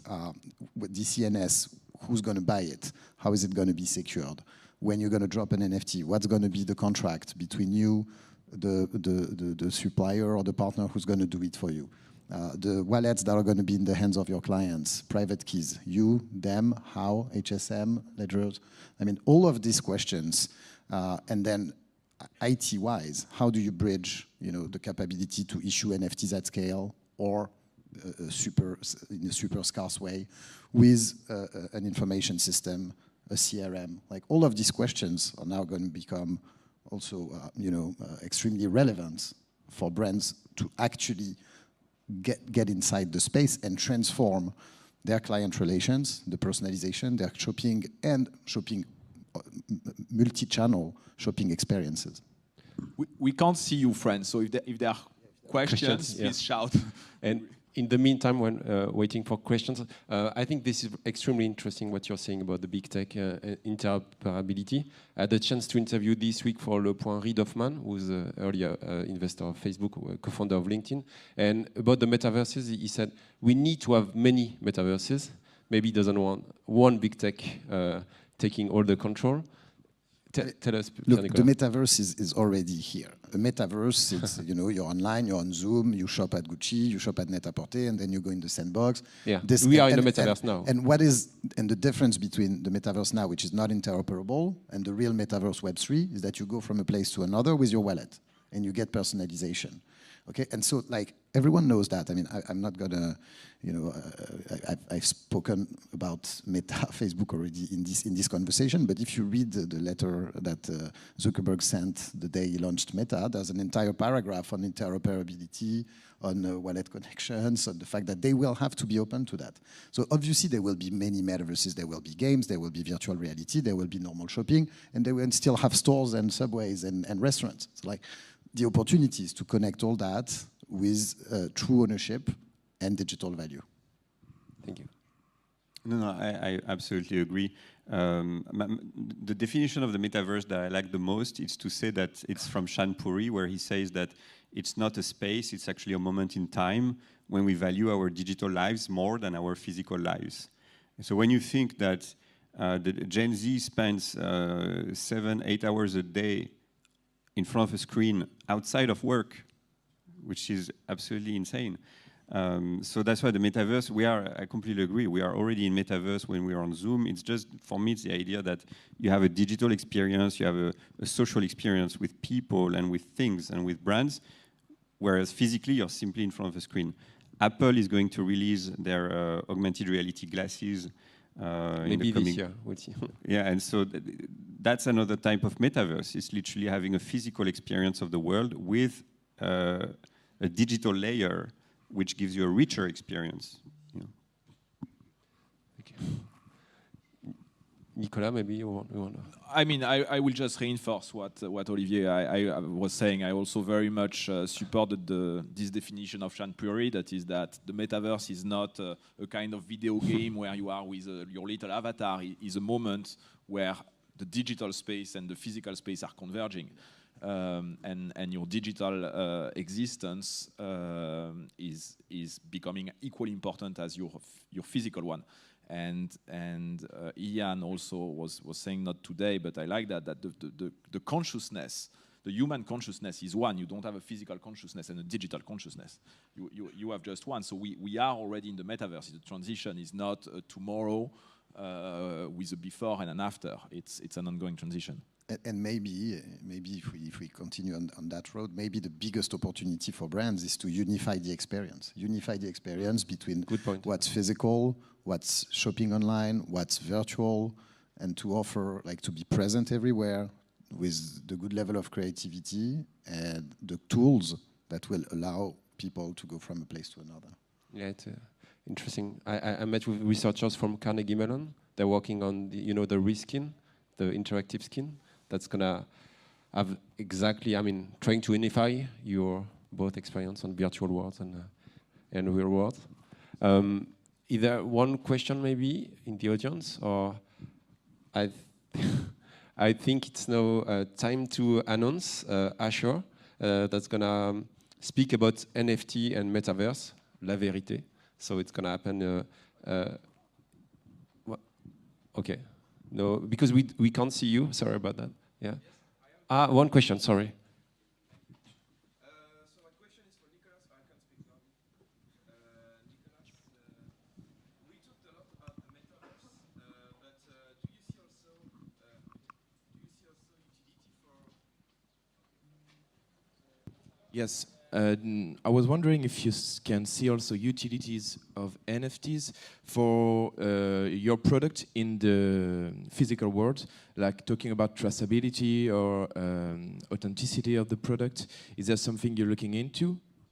Yes, there is certainly was even the first use case before the metaverse concept that appeared actually quite recent. I mean, the concept is not recent, but the fact that we talked only about metaverse is quite recent. Yes, there is definitely a potential to blend physical products and digital twins for authenticity, for traceability, for experiences. The challenge today is to make the link between the physical product and the digital twins, because obviously what may happen, for instance, for traceability purpose, is that you release a token with a product, and then your client is going to sell the product and keep the token, or do the reverse. So where we are in this moment is that we see clearly the opportunity we need to find the right way to make the bridge in order to make it seamless. And coming back to the community is also the fact that very few of our clients today have a wallet. So if I say, okay, I issue a product and I issue a token with that, most of them will not have a wallet to put it inside. So that's one of the challenges that Ariane is addressing. Yeah.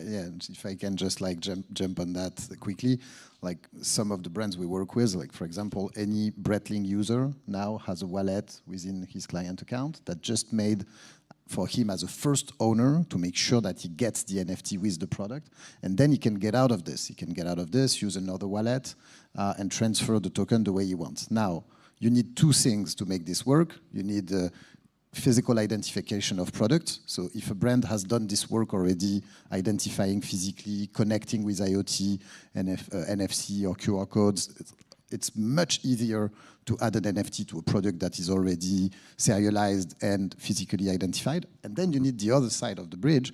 If there's going to be secondhand, you need the platform and the platforms to actually carry and support NFTs. So I think in the next months, you'll see secondhand platforms telling, if you have an NFT with this product, we support that. You can show it to us. We'll use the data inside to fill the form, and we'll transfer this to the buyer. If you don't have that, it's more challenging. Interesting. Second end. Thank you, Nicolas, Pierre-Nicolas, Olivier. That was great to have you in the real world, and hope we can continue the conversation after. Thank you so much. Merci. Thank you, everyone. Thank you, guys. See you on Discord.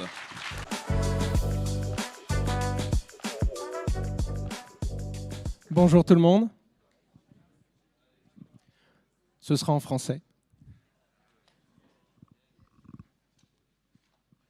J'espère que vous allez bien. J'espère que ces 48 dernières heures n'ont pas été trop rudes. Je les ai trouvées particulièrement longues. Mais ça peut être encore pire. Ça peut être encore pire parce que CoinMarketCap peut toujours être encore pire, évidemment. Mais vous pourriez par exemple aller à une conférence sur les NFT et faire une prise de parole sur la vérité sur les NFT et le Metaverse. Là, ça pourrait vraiment être encore pire. Alors aujourd'hui, je vais essayer de remettre un petit peu les pieds sur terre, je vais essayer de prendre un petit peu de recul, et je vais parler de ces petites choses qu'on ne voit pas, mais ces petites choses que nous, initiés, nous devons avoir en tête, surtout si on veut un développement sain et un développement durable de cet écosystème. Généralement, on entend que les NFT, c'est une tendance. Les NFT, c'est un effet de mode. Ça ne me convient déjà pas très bien. Ça a une connotation négative, comme si les NFT, c'était l'effet de mode, alors qu'en réalité, la technologie des NFT, c'est en tendance actuellement. Et c'est ça qu'il faut comprendre. Alors, globalement, c'est facile de dire que les NFT, c'est en tendance actuellement, mais qu'est-ce que ça veut dire? Et surtout, qu'est-ce que ça veut dire de mon point de vue, qui parle à beaucoup de débutants et des gens qui découvrent la blockchain et les crypto-monnaies pour la première fois? Alors, j'allais vous dire que ce n'est pas en regardant les initiés et ceux qui connaissent les NFT qu'on arrive à voir que c'est en tendance, mais ce n'est pas tout à fait vrai. Je suis certain qu'on faisait exactement la même prise de parole et le même événement il y a 1 an et demi, on ne remplissait pas un tiers de la salle. Et en plus de ça, le fait que la plupart des débutants, eux, commencent à arriver dans ce monde. C'est-à-dire qu'il y a des gens qui découvrent pour la première fois les crypto-monnaies après avoir découvert les NFT. Et ça, c'est un truc de fou. C'est un truc de fou et c'est totalement inimaginable quand on voit la vitesse à laquelle ça a été. Je vais prendre un exemple très simple. Moi, je réalise des vidéos sur YouTube et j'essaye d'expliquer aux plus débutants les premiers pas et la découverte du coup de la technologie de la blockchain, des crypto-monnaies et des NFT. Il y a un père de famille qui me contacte, il m'envoie un message sur les réseaux sociaux et il me pose la question suivante. Do I have to invest my saving for my children's education in 2 freshly minted NFTs? Celle-là, elle est dure. Celle-là, elle est dure. Tu te prends ça à 9h du matin, tu ne sais pas trop comment répondre et surtout, position inconfortable. Là, tout de suite, au début, on a envie de dire non. Ça ne semble ne pas être une bonne idée d'investir l'argent que vous avez économisé pour les études de vos enfants dans 2 tout nouveaux NFT, un lapin et un crocodile. C'est ce que j'ai envie de répondre, mais je ne peux pas. Pourquoi je ne peux pas? Parce que le lapin, il peut faire x2 ou x3 le lendemain. Et à ce moment-là, on aura empêché quelqu'un de saisir une opportunité financière. Évidemment, peut-être que c'était une très bonne collection artistique, mais je n'ai pas d'appétence à l'art, je ne suis pas capable de le conseiller et je ne peux donc pas lui donner la bonne réponse à son investissement. Et c'est là qu'on voit que c'est une tendance. C'est quand on voit des personnes qui ont découvert la crypto-monnaie depuis 48 heures, qui sont déjà livrées à une décision qui normalement demande beaucoup de recul. Est-ce que j'ai à mettre de l'argent? Est-ce que je dois m'engager? Et est-ce que je peux maintenant financièrement prendre un vrai risque sur quelque chose de nouveau que je ne maîtrise pas? J'ai entendu quelque chose pareil, qui avait une connotation négative, mais quand on m'en a donné l'explication, j'ai vraiment apprécié l'explication qu'on m'en a donnée. J'ai entendu que les NFT, c'était le cheval de Troie de la crypto-monnaie. Alors moi déjà, je me dis, bon, cheval de Troie, virus informatique, connotation négative, je ne suis pas d'accord du tout. Et je tombe sur quelqu'un qui aime beaucoup les NFT, qui me dit, non, non, pas du tout. On parle de cheval de Troie pour la viralité. Le fait que ça se répand, le fait que ça se transmet, pas pour le côté négatif du virus et pour le côté nuisible qu'il peut avoir. Et quand on prend un petit peu de recul, c'est vrai. Quand on regarde le Bitcoin, les crypto-monnaies et cette technologie, à l'origine, c'était pour les technophiles. C'est-à-dire que c'est les gens qui s'intéressaient réellement à la technologie, qui avaient envie de découvrir le potentiel et tout ce que l'on pouvait créer comme usage sur cette technologie. Et c'est ces premières personnes-là qui, du coup, ont commencé à essayer et à utiliser les différents outils qu'offrait la blockchain. Dans un second temps, évidemment, il y a eu les spéculateurs dont la majeure partie des gens sur ce marché, qui viennent quand on en entend parler à la télé, qui viennent quand il y a une surmédiatisation et quand on parle énormément de l'évolution du prix des crypto-monnaies et de l'explosion que Bitcoin a eue la semaine dernière sur un plateau télé. À ce moment-là, on a énormément de gens qui viennent également et qui, mine de rien, même si c'est pour de la spéculation et pour gagner de l'argent à court ou moyen terme, ce sont quand même des gens qui vont apporter de la liquidité et qui vont financer des entreprises, des initiatives et donc indirectement le développement de l'écosystème. La particularité qu'on a, c'est que pour la première fois, on a cassé un gros mur en fait et on a récupéré plein de choses qui viennent de la culture. Ça vient de la musique, les NFT dans la musique, le financement, ça vient également du sport, ça vient également du cinéma, ça vient du monde du gaming, encore plus depuis que Facebook a changé de nom. Il y a plein de gens qui ont découvert le mot Metaverse à ce moment-là. J'ai l'impression que j'ai jamais entendu autre chose que Metaverse sur les 3 derniers mois. Et à ce moment-là, on arrive dans une démarche où on se dit d'accord, il y a des gens, ils n'ont aucune appétence technologique. Ce ne sont pas des traders, ce ne sont pas des gens qui sont naturellement amenés à investir, à acheter des actions, à connaître un marché financier et comment il marche. Et ces gens-là viennent de domaines qui sont totalement différents des nôtres, des 4 coins du monde. Ils n'ont peut-être pas la même culture, peut-être pas la même religion, peut-être pas les mêmes façons de faire dans la vie. Et pourtant, de par une star, un influenceur, un artiste, ils vont découvrir une gamme de NFT qui va leur plaire, et donc ils vont faire tout le processus de découverte. Qu'est-ce qu'un portefeuille? Installer un portefeuille, le connecter à Internet, le Web3 qui est en train d'arriver. Et cette personne va pour la toute première fois découvrir cette technologie. Et c'est pour ça qu'on parle de ce fameux cheval de Troie qui se répand. C'est parce qu'il y a des gens qui, du coup, par une nouvelle façon de les adresser et par un nouvel intérêt, en fait, vont découvrir le monde de la blockchain et des crypto-monnaies. Ils vont donc non seulement découvrir quelque chose d'incroyable, parce qu'ils vont découvrir petit à petit le potentiel, indirectement, ça va jouer tout de suite avec leurs émotions, parce que quand le chien ou le lapin est divisé par 2 ou multiplié par 2 dans la nuit, on n'a pas l'habitude, surtout quand c'est un chien qui coûte 6 000 €. Et on arrive à un moment où la personne est non seulement hypée, elle ressent le FOMO, the fear of missing out, et donc la peur de rater cette tendance.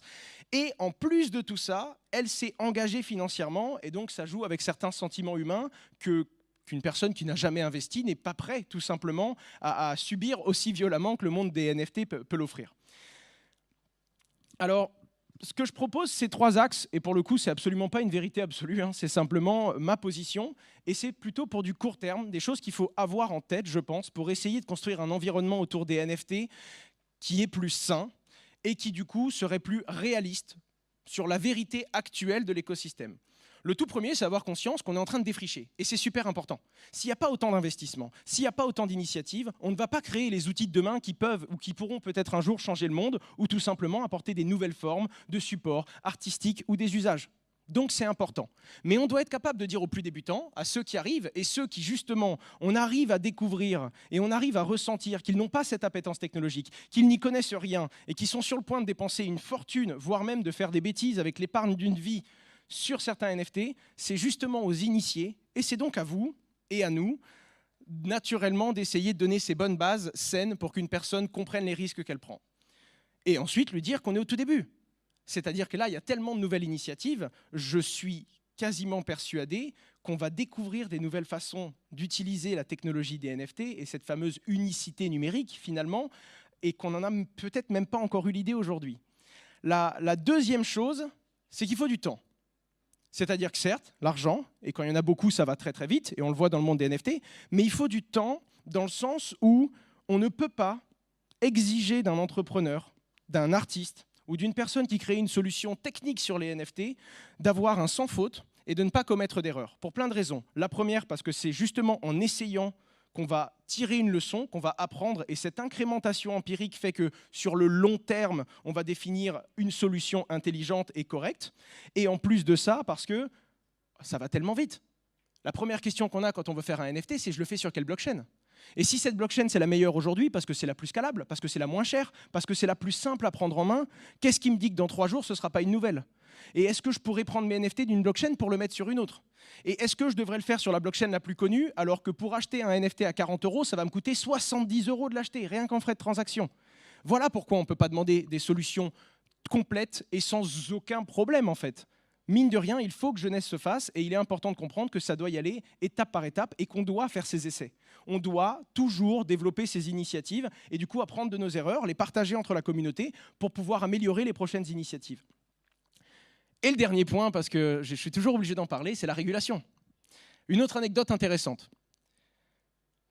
Pour ceux qui me connaissent, je suis à la tête d'une société qui s'appelle Just Mining et qui gère la crypto-monnaie et le stacking pour beaucoup de personnes.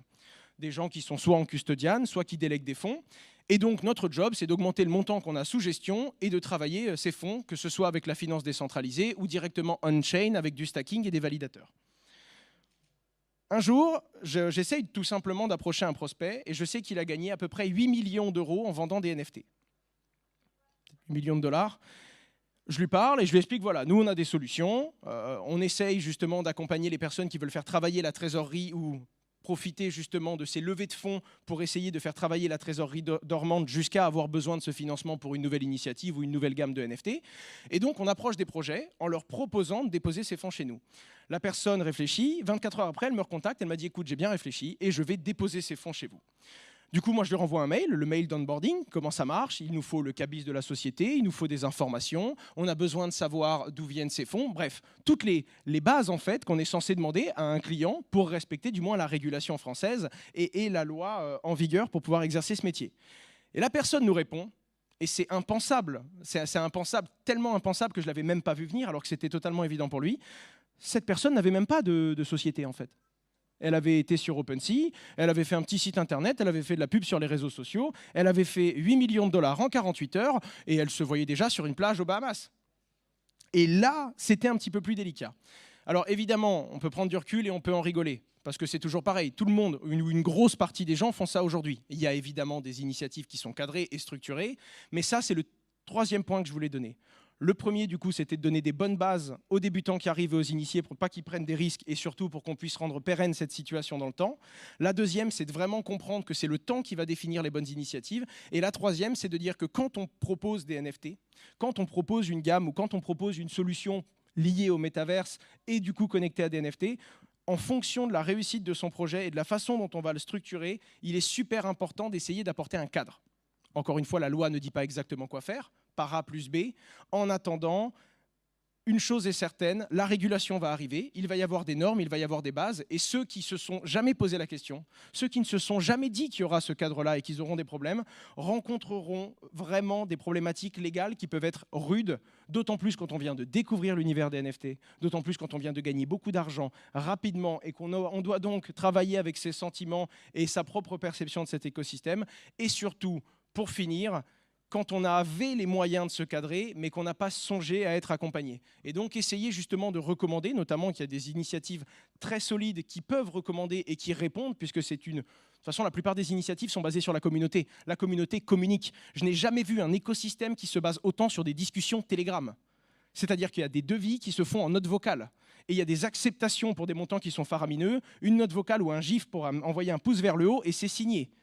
C'est un truc de fou, mais c'est en train d'évoluer. Et depuis que le monde des crypto-monnaies fait ça, je me rends compte que la plupart, notamment depuis le Covid et notamment depuis qu'on a numérisé plein de choses pour pouvoir communiquer, la plupart des gens commencent à utiliser ces canaux. Ça va très très vite. Et dans un monde où on essaye d'enlever de la forme, et finalement on enlève des intermédiaires pour se comprendre encore plus vite, pour se dire au final, qu'est-ce que tu veux, qu'est-ce que tu as, et qu'est-ce que tu es prêt à me donner en échange de cette valeur que je te propose, eh bien on doit être capable de prendre un petit peu de recul, voire même mieux, prendre un petit peu de hauteur et se dire, OK, ça a fonctionné comme je le voulais, j'ai réussi à fédérer la communauté que je voulais, maintenant je dois essayer de me cadrer, maintenant je dois essayer d'anticiper ce qui va arriver afin que le jour où il puisse y avoir une quelconque régulation qui s'impose, que ce soit en France, en Europe ou ailleurs, essayer d'être dans les clous et essayer de créer et de pousser cette petite initiative ou cette grosse initiative que j'ai eue en quelque chose qui va non seulement traverser les bear markets, qui va non seulement avec le temps devenir plus mûr, plus solide et continuer à fédérer ma communauté, et mine de rien, avec une structure solide, tenir mes engagements et mes promesses, parce que beaucoup de NFT sont, comme vous le savez,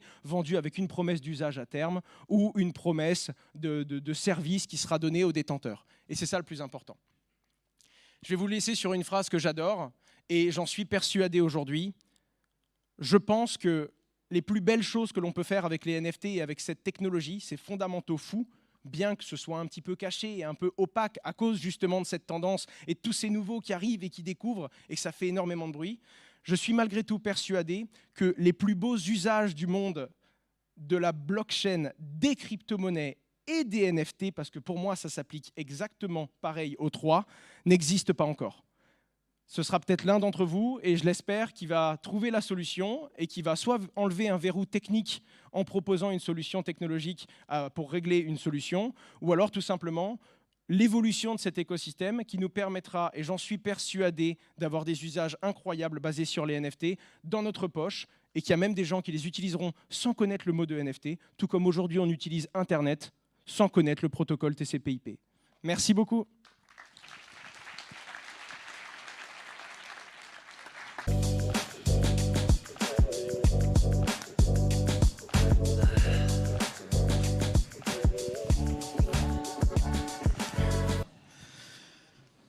Hello. Good morning again. Hello. So, really happy and excited to moderate this conversation centered on the theme of community. And I have an amazing panel with me. Adrien Onanessian, CEO and co-founder of Renaissance. Luc Jodet, a dear friend and co-founder at Ariani.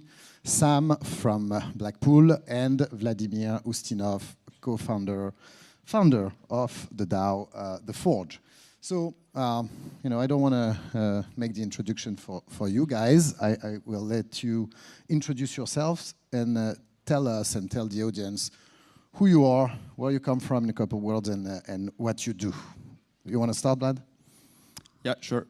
So nice to meet you, everyone. My name is Vlad. I'm the founder of The Forge.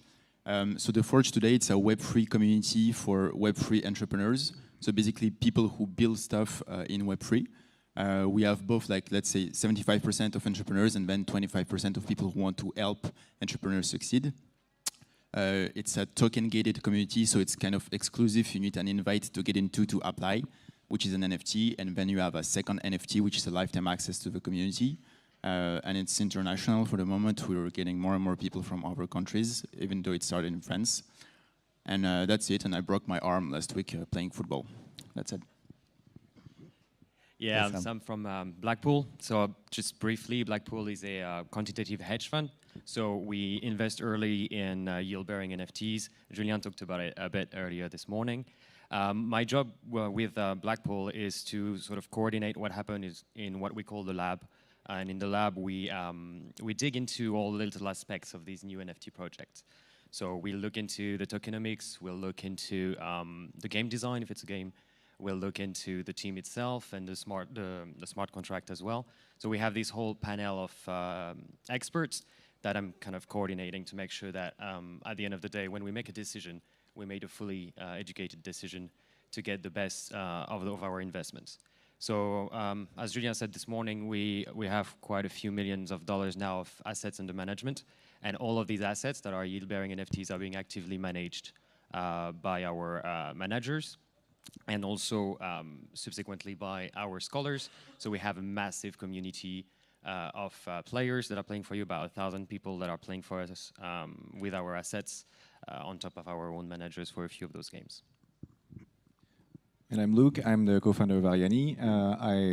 Pierre-Nicolas did a really good presentation about what Ariani does, but really quickly, we are an end-to-end solution to really create tokens and leverage those tokens for luxury brands. But for the last 6 months, I've actually been focusing on a product called Speakeasy within Ariani. And the reason why we built Speakeasy, which is a token-gated chat platform, is because we've built a lot of tools for luxury brands to actually distribute tokens and then be able to interact, communicate with their customers.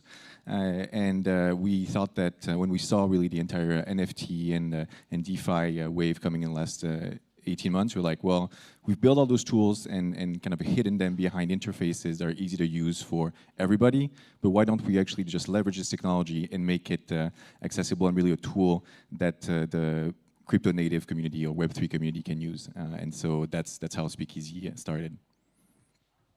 Exciting. Hi, I'm Adrian.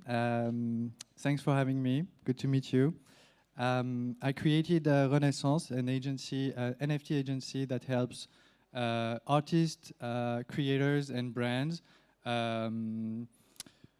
develop NFT project entering the Web3. We have a couple of successful achievements already within the music industry, with Jacques, for example, with Booba, and with some brands like Dom Pérignon. And I think NFT is all about community, so I'm very happy to be here and discuss this subject with you guys. Thanks. Welcome. So, I'd like to look into kind of the specificities of your communities and maybe start with you, Sam. You have like thousands of scholars. How do you build a community in the gaming world? What is at stake? What have you learned? And what is specific? Well, there's quite a lot of specificities because there's just as many different gaming communities as there are games. In the case of Blackpool is a bit special. I can say we kind of segmented our gaming communities. We have the scholars. So these guys mostly come from Web2. They're not necessarily going to have a large education in Web3. They're coming for the play-to-earn aspect. In those play-to-earn, there is a large barrier to entry.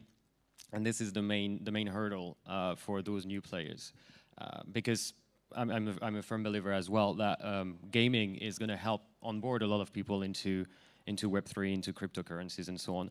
So this is sort of one of the aspects of the gaming communities. They're being sort of attracted towards these gaming for the play-to-earn aspects. And Blackpool here is here to help removing the hurdles for these aspect of the community. But another community that we do have as part of Blackpool, and I think it's the same one that we see in all the different games, is that those are in a hybrid position between a investor and a gamer. So basically, they're gonna spot a game, they're gonna see the potential in it, and they're gonna be a part of the development of the game. They're gonna invest early, they're gonna purchase some NFTs, they're gonna purchase some land, some parcels on the Metaverse and so on, because they believe in the game, and from an investor point of view, but also from a gamer point of view. And I think one of the key aspects of Web3 gaming is that the game itself, eventually through governance and through the general rules of the market, is going to be involving its community a lot more than what we see in traditional gaming. So in traditional gaming, you seldom listen to the gamers really, unless they put up a wall of contestation on some things. But otherwise, they're pretty much they're not the focus of gaming. Here, the community is really at the core of all the gamings we see. And at Blackpool, we do have those investors coming because they will be interested in a game, and they know that that game may or may not make it. It might be a really good game, could be one of the best ones, but sometimes just life is harsh, and their position might be really difficult to keep. So with Blackpool, they can get exposure to a very large area of yield-bearing NFTs. It's not actually just gaming, it's also sort of yield-bearing NFTs. So they know by being part of our community, they can invest time into one game. They can be very into a game that they've been supporting from the beginning, but they will also diversify their exposure, because at the end of the day, we are a hedge fund. So they diversify their exposure to yield-bearing NFTs in general by being part of our community. But for the games itself, the community is really at the core of it. And I'm a strong believer that community is the key for the games. The games that are going to be evolving this year are the AAA, basically, that we're all very much expecting now.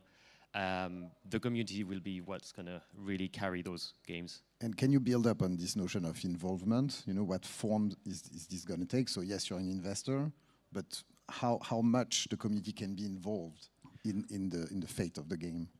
Well, we've seen this with Comet, right? Comet was one of the first full-on blockchain game, and they've been listening to the community a lot because of the feedback, and also because as token holder, those games often have tokens. They will have a governance, or they will be, to some respect, they'll be depending on their community, because the community hold the token. They can just decide that the game just not goes the direction they want to go and just dump the token, and then the whole project is suffering from it.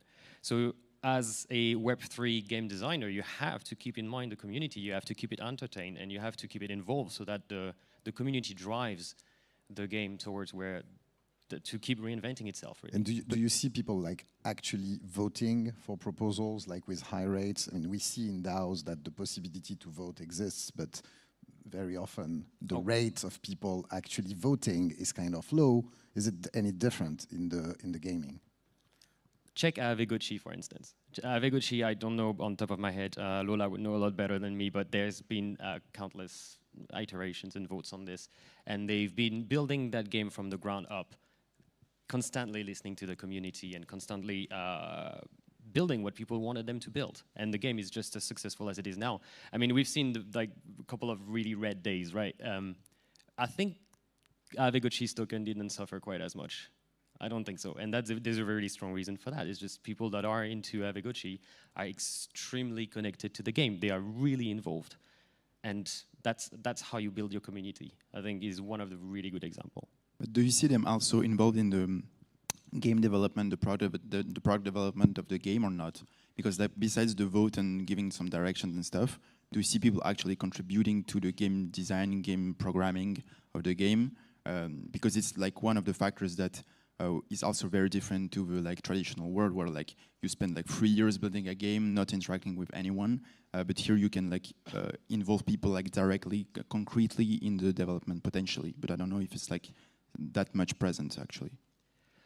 Yeah, I mean, it's still in early stages. I mean, blockchain gaming, we have no real AAA. The most successful games are very simple. They auto-battlers. They are games like Sorare that are really easy in the concept and really easy to grasp, and they're onboarding a lot of people. But to answer your question, I think it's part of the evolution to the gaming. It's the same for every DAO. You start with a lot of the decision being taken by the core team because it needs to be sensible, right? And you need to build something. And then eventually you progressively add the community. So yeah, Avegochi is a good example that they've done little by little, but I'm sure even the AAA game will eventually have to listen to their community if they want to stay there. Yeah. Thank you. Adrien, when you work with an artist and you build a project with them, you necessarily create a community. And so I was wondering what part of this community comes from crypto, what part comes from out of crypto, and then at the end, is it a community? And what happens for the holders of an artist token? You know, what are the mechanisms that are at play, and how do you facilitate them? So the funny thing is that I've worked 12 years in the music industry, and we have been building communities everywhere, on Twitter, on Instagram, CRM, and here in this new world, I feel like we are actually creating real communities, and like we have been wrong since the beginning. So to answer your question, we have like measured that basically we are onboarding 50% of true fans and 50% of people who already had crypto. We don't know if they were fans before or if they jumped into the NFT project for other reasons. So we try to onboard them the best way. We know that new people in the blockchain are important. So we try to explain them, take the time for them to be ready for the drop, because they don't want, you don't want the big fan to miss a drop because they're not ready. And actually, what happened with Jacques, like the indie artist who sold his rights as NFT, is kind of a good way of how we are creating a new community. All the people, all the owners are called like les copropriétaires, co-owners, and themselves, they created this Telegram group where they're actually speaking to each other all the time. So Jacques, for example, used this new channel to announce a show, and the people like together are like, oh, it's in Paris, but I don't know where I'm gonna sleep. Hey, you can sleep over. And so you're creating a new community. So I guess within existing community, you're gonna create new communities. And they are, because they share the same ownership of something, I feel they are strong communities and helping each other. And you empower them, and they created the communities themselves, and I think that's what is cool about it. You don't need to do it. Thank you. Luc, when Ariani started, it started with a token, the ARIA, and there's a community of these holders that you've been taking care of and building. What did you learn? How is it to take care of a community of token holders? What is hard? What works? What did you learn over the years? Well, I mean, I'd start really to say something is that when you're building a Web3 company, community is kind of like this new core component of your model when you're building a company, or a company or a project in Web3. If I go kind of with the evolution of what we could call a quote-unquote business model for companies in the web, you start with Web 1, where you had like you build a software on the tech side, then you actually then find customers, so you need like a salesperson that goes sells your software. Web 2, the evolution was you build a platform, which means that you will need to build also like APIs and ways for people to connect, and then you need users. And so that's how we actually like created this idea of the chief growth officer. And I think Web 3 actually, you're building not actually a platform of protocols, like an open source platform that people can actually use, and you're co-building it with a bunch of different people that contribute. And that's the first thing that we've built with Ariani was the association, working with all the brands and the different tech suppliers that we work with who contribute into the technology. And then you need the community, and that's where because you don't only have people that are just users, you have people that, as Sam said earlier, they're both investors, users, and they're stakeholders. They go much beyond just using your product. Now, the learning experience, well, it's difficult. One thing I would say is don't focus solely on number go up. The price of your token, we never talk about the price of the token because it works somewhat well when it goes up, and then when you have a bear market like last night, then all hell breaks loose. So definitely don't focus on the price. I think it should be a byproduct. The most important is how do you actually engage? How do you give them some advanced information, being like here's what we're doing, and make them actually believe in the vision, and really make them a stakeholder and not just a stockholder, meaning someone that actually feels like they have a stake and they can contribute. And as you said earlier, for games, Vlad, they can actually propose new ideas and contribute. Thank you. Vlad, how do you create a DAO from scratch, from idea to community? Yeah, so like the first thing we need to grasp here is like, what is a DAO? So DAO is basically a community of people with an aligned mission and a bank account. So that's basically the thing. And so for us, for The Forge, it's not a DAO yet, actually, currently. It has a lot of components of what a DAO is, but it doesn't have everything. Meaning that we have a community, but we don't have a single mission that we're aligned, that we're working on right now with core contributors. And we don't have a bank account yet. So we don't have people investing in the thing.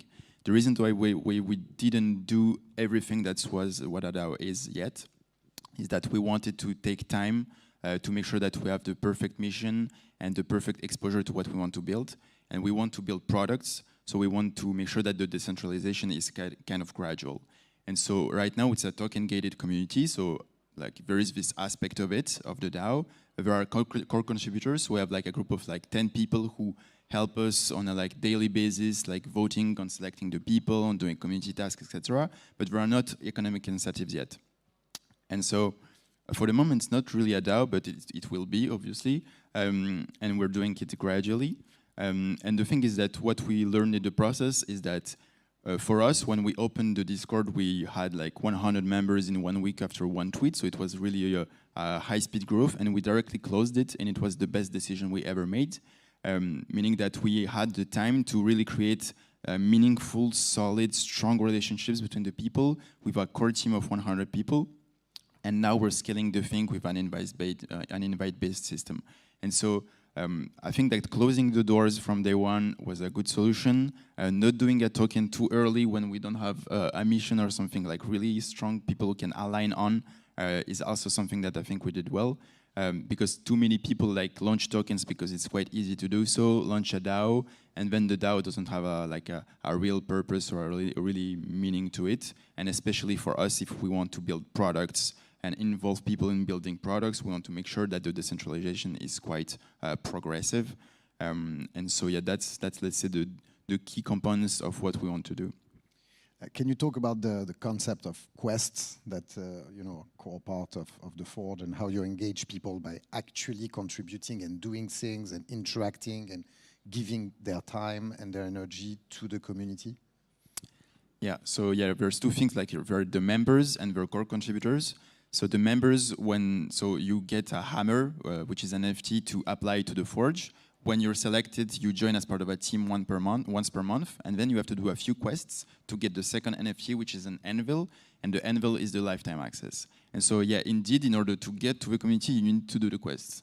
So of course, I need kind of to push people a bit to make sure that they complete the quests in time, but people do it with pleasure, because also if like the community is stronger, like very personal, let's say membership is the community is stronger too. Like for example, we have like paid forward quests, so you need to do an intro to someone or like suggest something for the community, like really simple stuff to do, but that can provide value for everyone.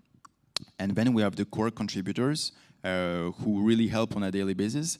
And the thing is that we don't have economic incentives yet. We don't have a token. These people just work for free. Let's say it's purely volunteers right now. But they know that at some point there will be something bigger, that they'll have a share in that. But for the moment, they just really like the vibe. They want to contribute, and we have like devs who spent like 2 weeks coding 24/7 to help us putting in place the smart contracts and stuff. So really, like, let's say, high-level contributions for no economic incentives. But I think that still, at some point, we're entering a new phase in the DAO and NFT ecosystem where economic incentives are not everything. And you need to do incentive design, which is like far superior, far more social, far more valuable than just economic and having a token dump or like pump or dump, which makes a community, let's say, less stronger than other types of incentives. Yeah, I have a question for all of you on the tools you use to manage, animate your community. What are you using? What are you betting on? Where does everything happen? Is it everything Discord? Are there alternatives? Sam? Yeah, we're using Discord. We're actually using 2 Discords, because I was talking about those different segments of the community that we have. We have the scholars. They have their own way of functioning because they need to be onboarded. We have some tools that we developed to onboard them quicker, to automate the process, to make sure we can scale and get the best out of them, and they get the best out of us, because we are trying to, we're building tools to give them the best assets. So sometimes it's a combination of assets. I'll take the example of Axie Infinity. We're automating breeding. We are automating the team building, so that our scholars, they get given the best team that they can to perform as best as we can. And this is backed by our data analysts and so on. But you ask who we were betting on, and I think I'm going to be betting on these guys and and Speakeasy. Yeah. Adrien, Vlad, everything on Discord, Telegram, what else?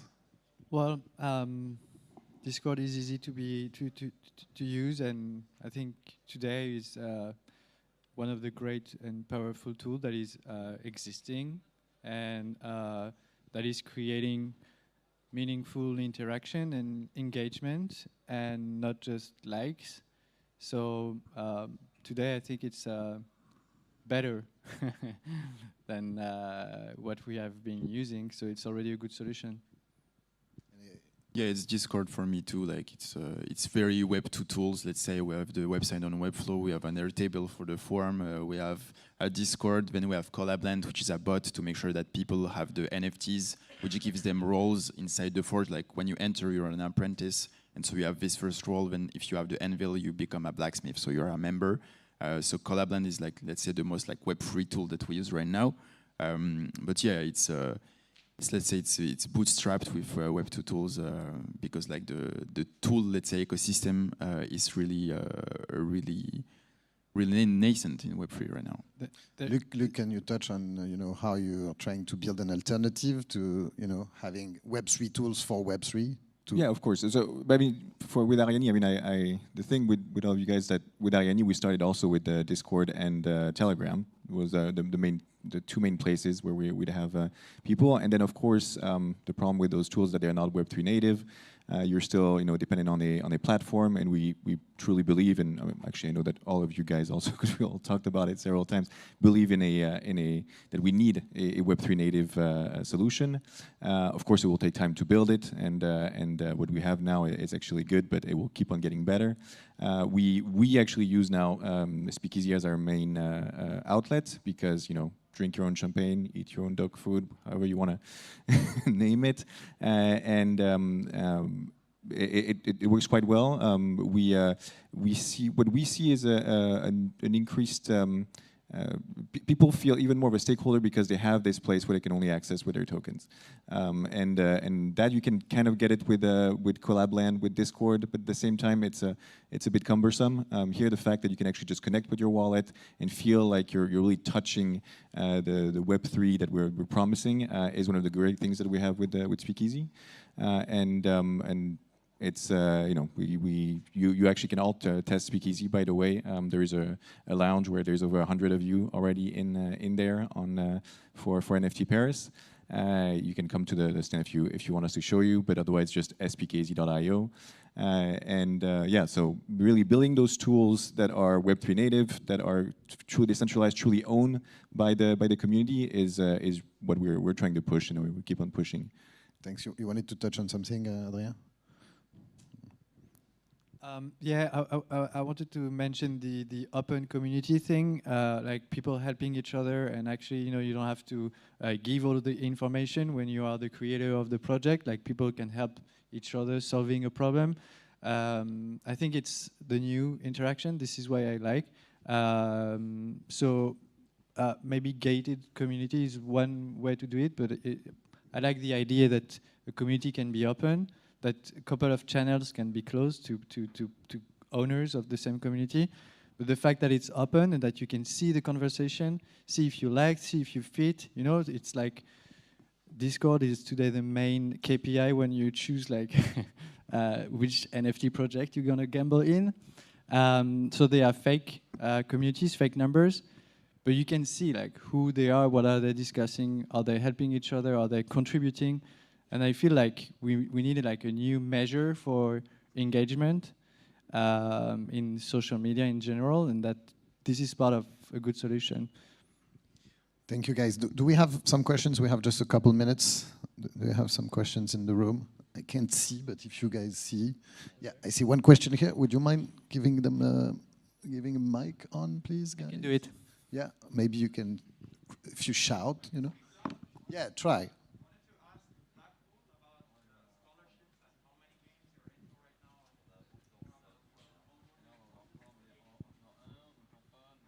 Right. So if I understand that right, your question is how do we onboard scholars and how many games? Right. Yes. Well, first of all, we decided the first barrier is to decide if it's not a scam, right? So we look into the game pretty deeply. We are very picky in the game we invest. We invest quite little compared to other guilds that have since we founded Blackpool that have been appearing this year. We only have right now about we have only Axie Infinity right now for scholarship, and we have probably, I'd say on top of my head, something like 4 or 5 games that are going to be coming over the next few months or over the course of the year that's going to be scholarship friendly. We also advise games.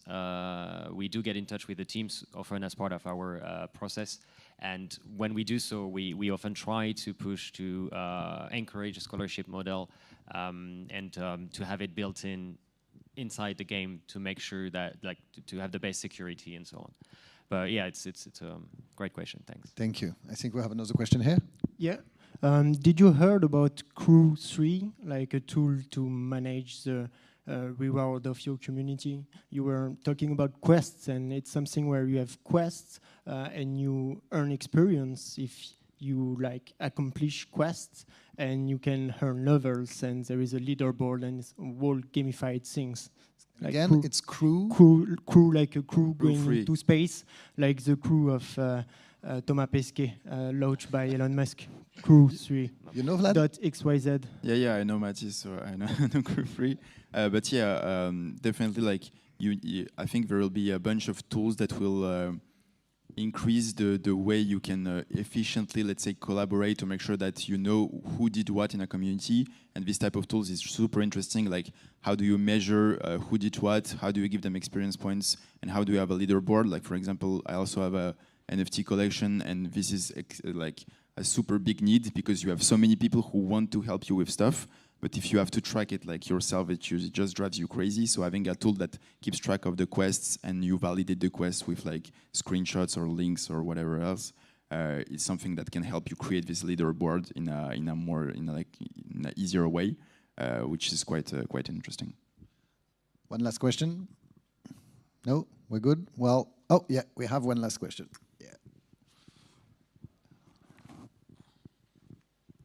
Hi, it's a question for Blackpool. Have you been surprised by the uptake of P2E idle gaming, whereby people, they're interested in games, but they don't have time to play games? So an example will be anything such as Wolf Game or Crypto Raid, not so much Crypto Raiders, but more Wolf Game, where it's just very much idle gaming, but there is a P2E element to it. Yeah, well, Blackpool kind of steer clear of this kind of game. We are focused on games that are built to last and built to be self-evolving all the time. So I don't really have an answer for you on this end. It's just something Blackpool is not really interested in at the moment. Thank you very much. Thank you, guys. Thank you. Pleasure to share Thanks the stage a lot. with you. Thank Thank you. you very much. Have a very good day. Happy Saturday. Thank you. Bye-bye.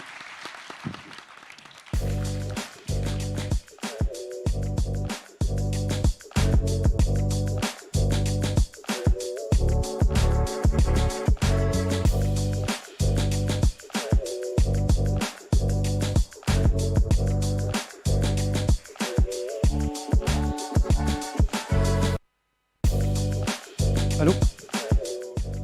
Hello, everyone.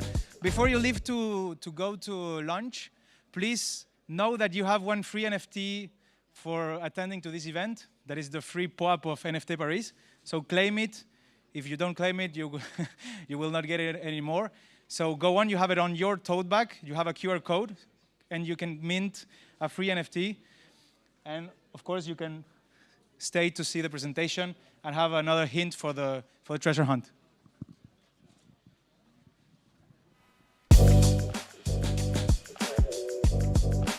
Allô, allô, allô.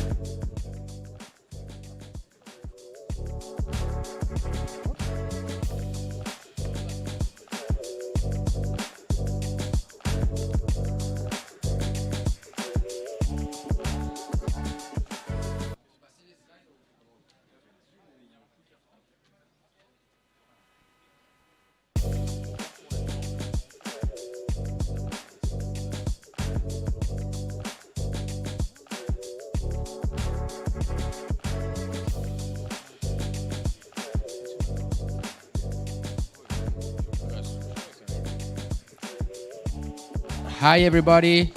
The last presentation before midday is coming, and what is special about it is very short, and it has a hint for the POAP, the second hint POAP that is going to be distributed only now for this next 5 minutes, and then it's off.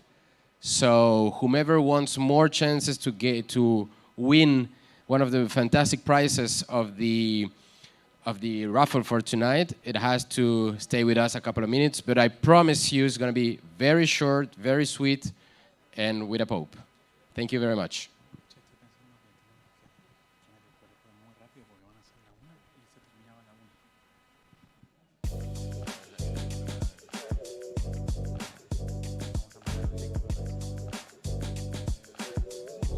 Well, so I don't know. Should we start? Yeah, right? We should start. Yeah, great. Okay, thank you everybody for being here. So my friend and my associate here, Thomas, will be starting the presentation about POAP. How many of you, I cannot see that much, how many of you do have a POAP on their collection? Okay, pretty much. So, how many of you want to have a POAP after this conversation? Okay, everybody. Okay, let's start it. Okay, I think what I will do is I'm going to explain really fast what is POAP badge, but since we have a special way to distribute the second hint of the treasure hunt, and it's going to be in a time frame that is very short, I think I will prefer to directly show to everyone here. So bring up your phones and your scanning cameras. I will show the code, because I fear the website will stop delivering the hint. It was planned like that, but just please scan the code, and you will have the second hint of the. Does it work? Of the treasure hunt. It's the first time we try on such a big screen. I hope. Does it work? C'est bon? Okay, so keep claiming and minting, guys, because it will soon stop working, because the website has an end date, and it's around 1 o'clock. Yeah, we have 4 minutes. 4 minutes to claim this, and for whomever is in the internet, you can also claim it, but it will last up to the next 3 minutes.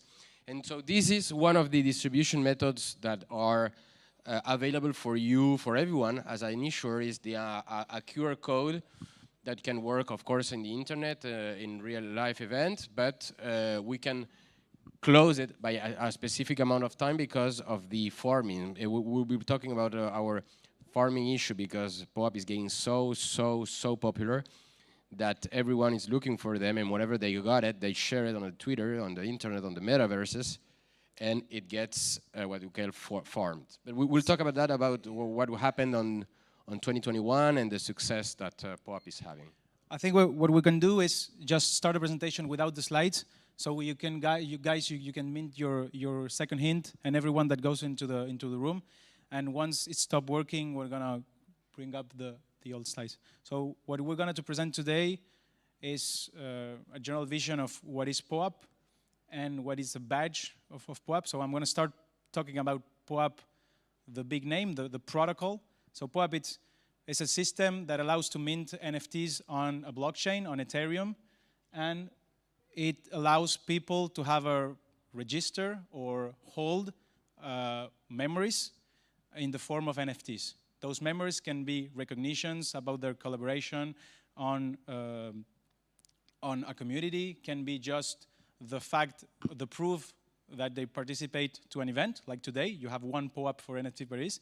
But it also can be just a way of rewarding people by the work they have done. So in a way, with time, every individual, not necessarily associated to a specific person or a name, so in an anonymized way, you will be able to have a record of life experiences or in your private life or in your professional life that will represent you. And on top of that, you can build a lot of new use case. That's the protocol. And the protocol, it's something that is meant to be, for the moment, free and used by everyone. So everyone here in the room can distribute can be an issuer and distribute POAPs to engage with their communities. Yeah, that's what we wanted to say to you today. Here you are as collectors, you claim and you collect your POAPs, but any of you, and especially people in the front row, can become an issuer and talking with us. I mean, you can do it by yourself, but you can talk with us and we can help you do it in a better fashion. Because POAP, the last P is a P from protocol, so POAP should be able to be used by everyone. So I think the moment is gone. Let's just go back. So quickly go on the actual presentation, but yeah, so it's so I already talked about the protocol. Okay, that's the main thing. Then you have the badge. You probably have listened during this convention the name of the POAP. What is my POAP? I have a POAP. I have a POAP collection. So the badge is that specific NFT that also have some data on it that gives information about the event, the experience, or anything that you have done. And it also comes with in the form of a badge that you can show off and that you can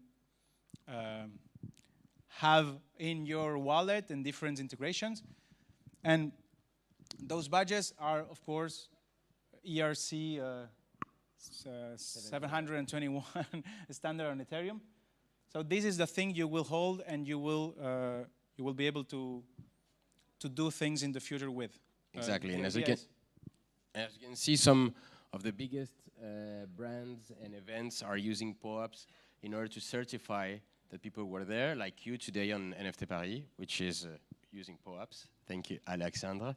And yeah, so more and more brands, but also, you know, personal parties, birthdays.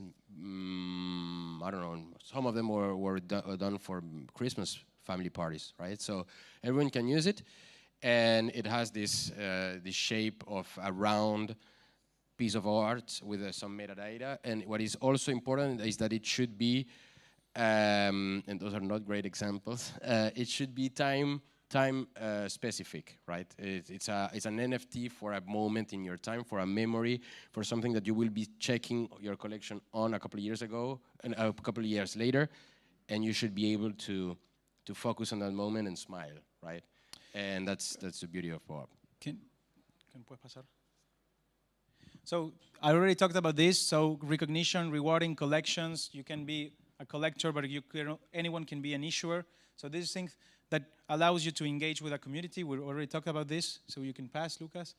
What I wanted to talk is more about this. What is POAP today? So we are maybe just talking about a little badge that doesn't have a value or a price to pay for it. It's free, that's important. So just maybe you all have been listening to NFTs as something that is pretty much expensive. So it's not necessarily like that. So NFT is just a standard, and POAP use it to distribute badges.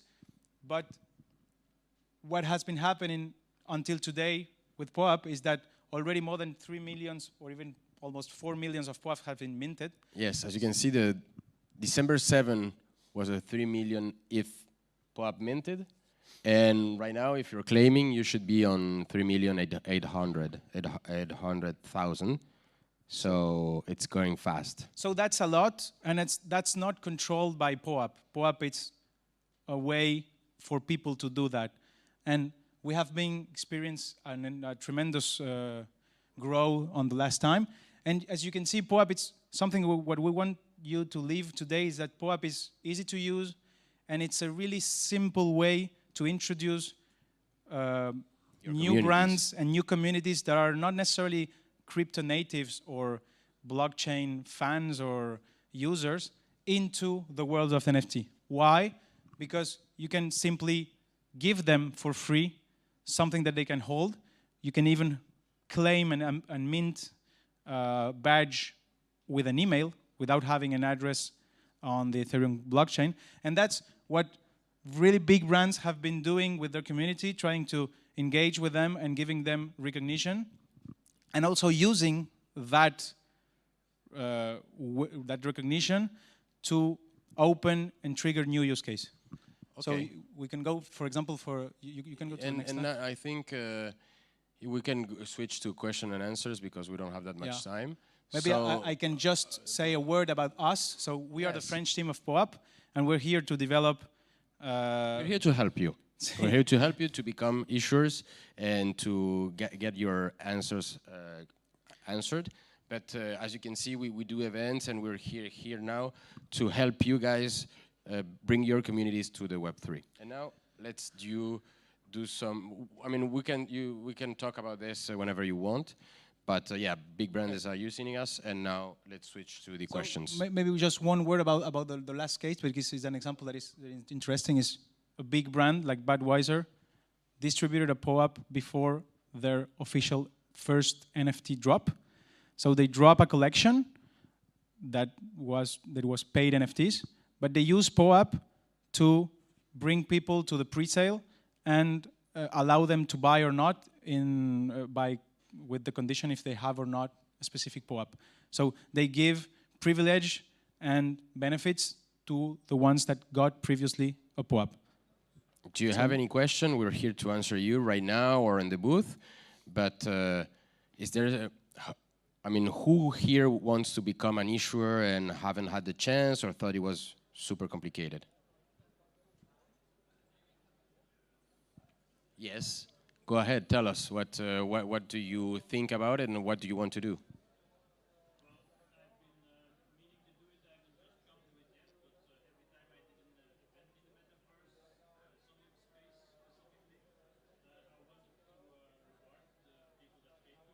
Yes.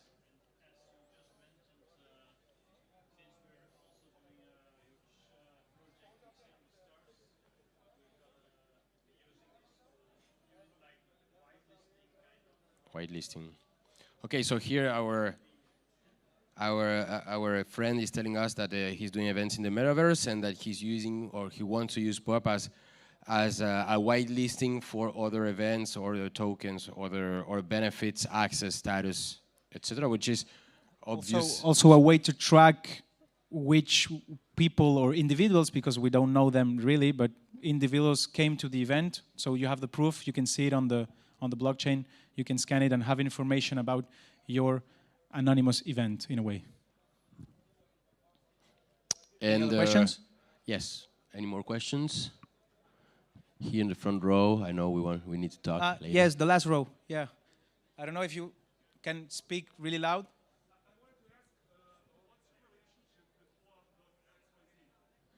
We are part of the same organization.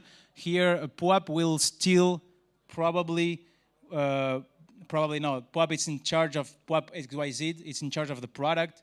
It's in charge of the protocol. And us, as the French team, we are in charge of developing the awareness about POAP and also find with large issuers or people that have complicated projects the way to use POAP to engage with the community and bring them support and counsel about what they need to do. It is separated, but you can see that they are retweeting our tweets. It's a very, I don't know if it matters that much the legal aspect of it, but yes, it's two different companies and we are very tied together. Thank you.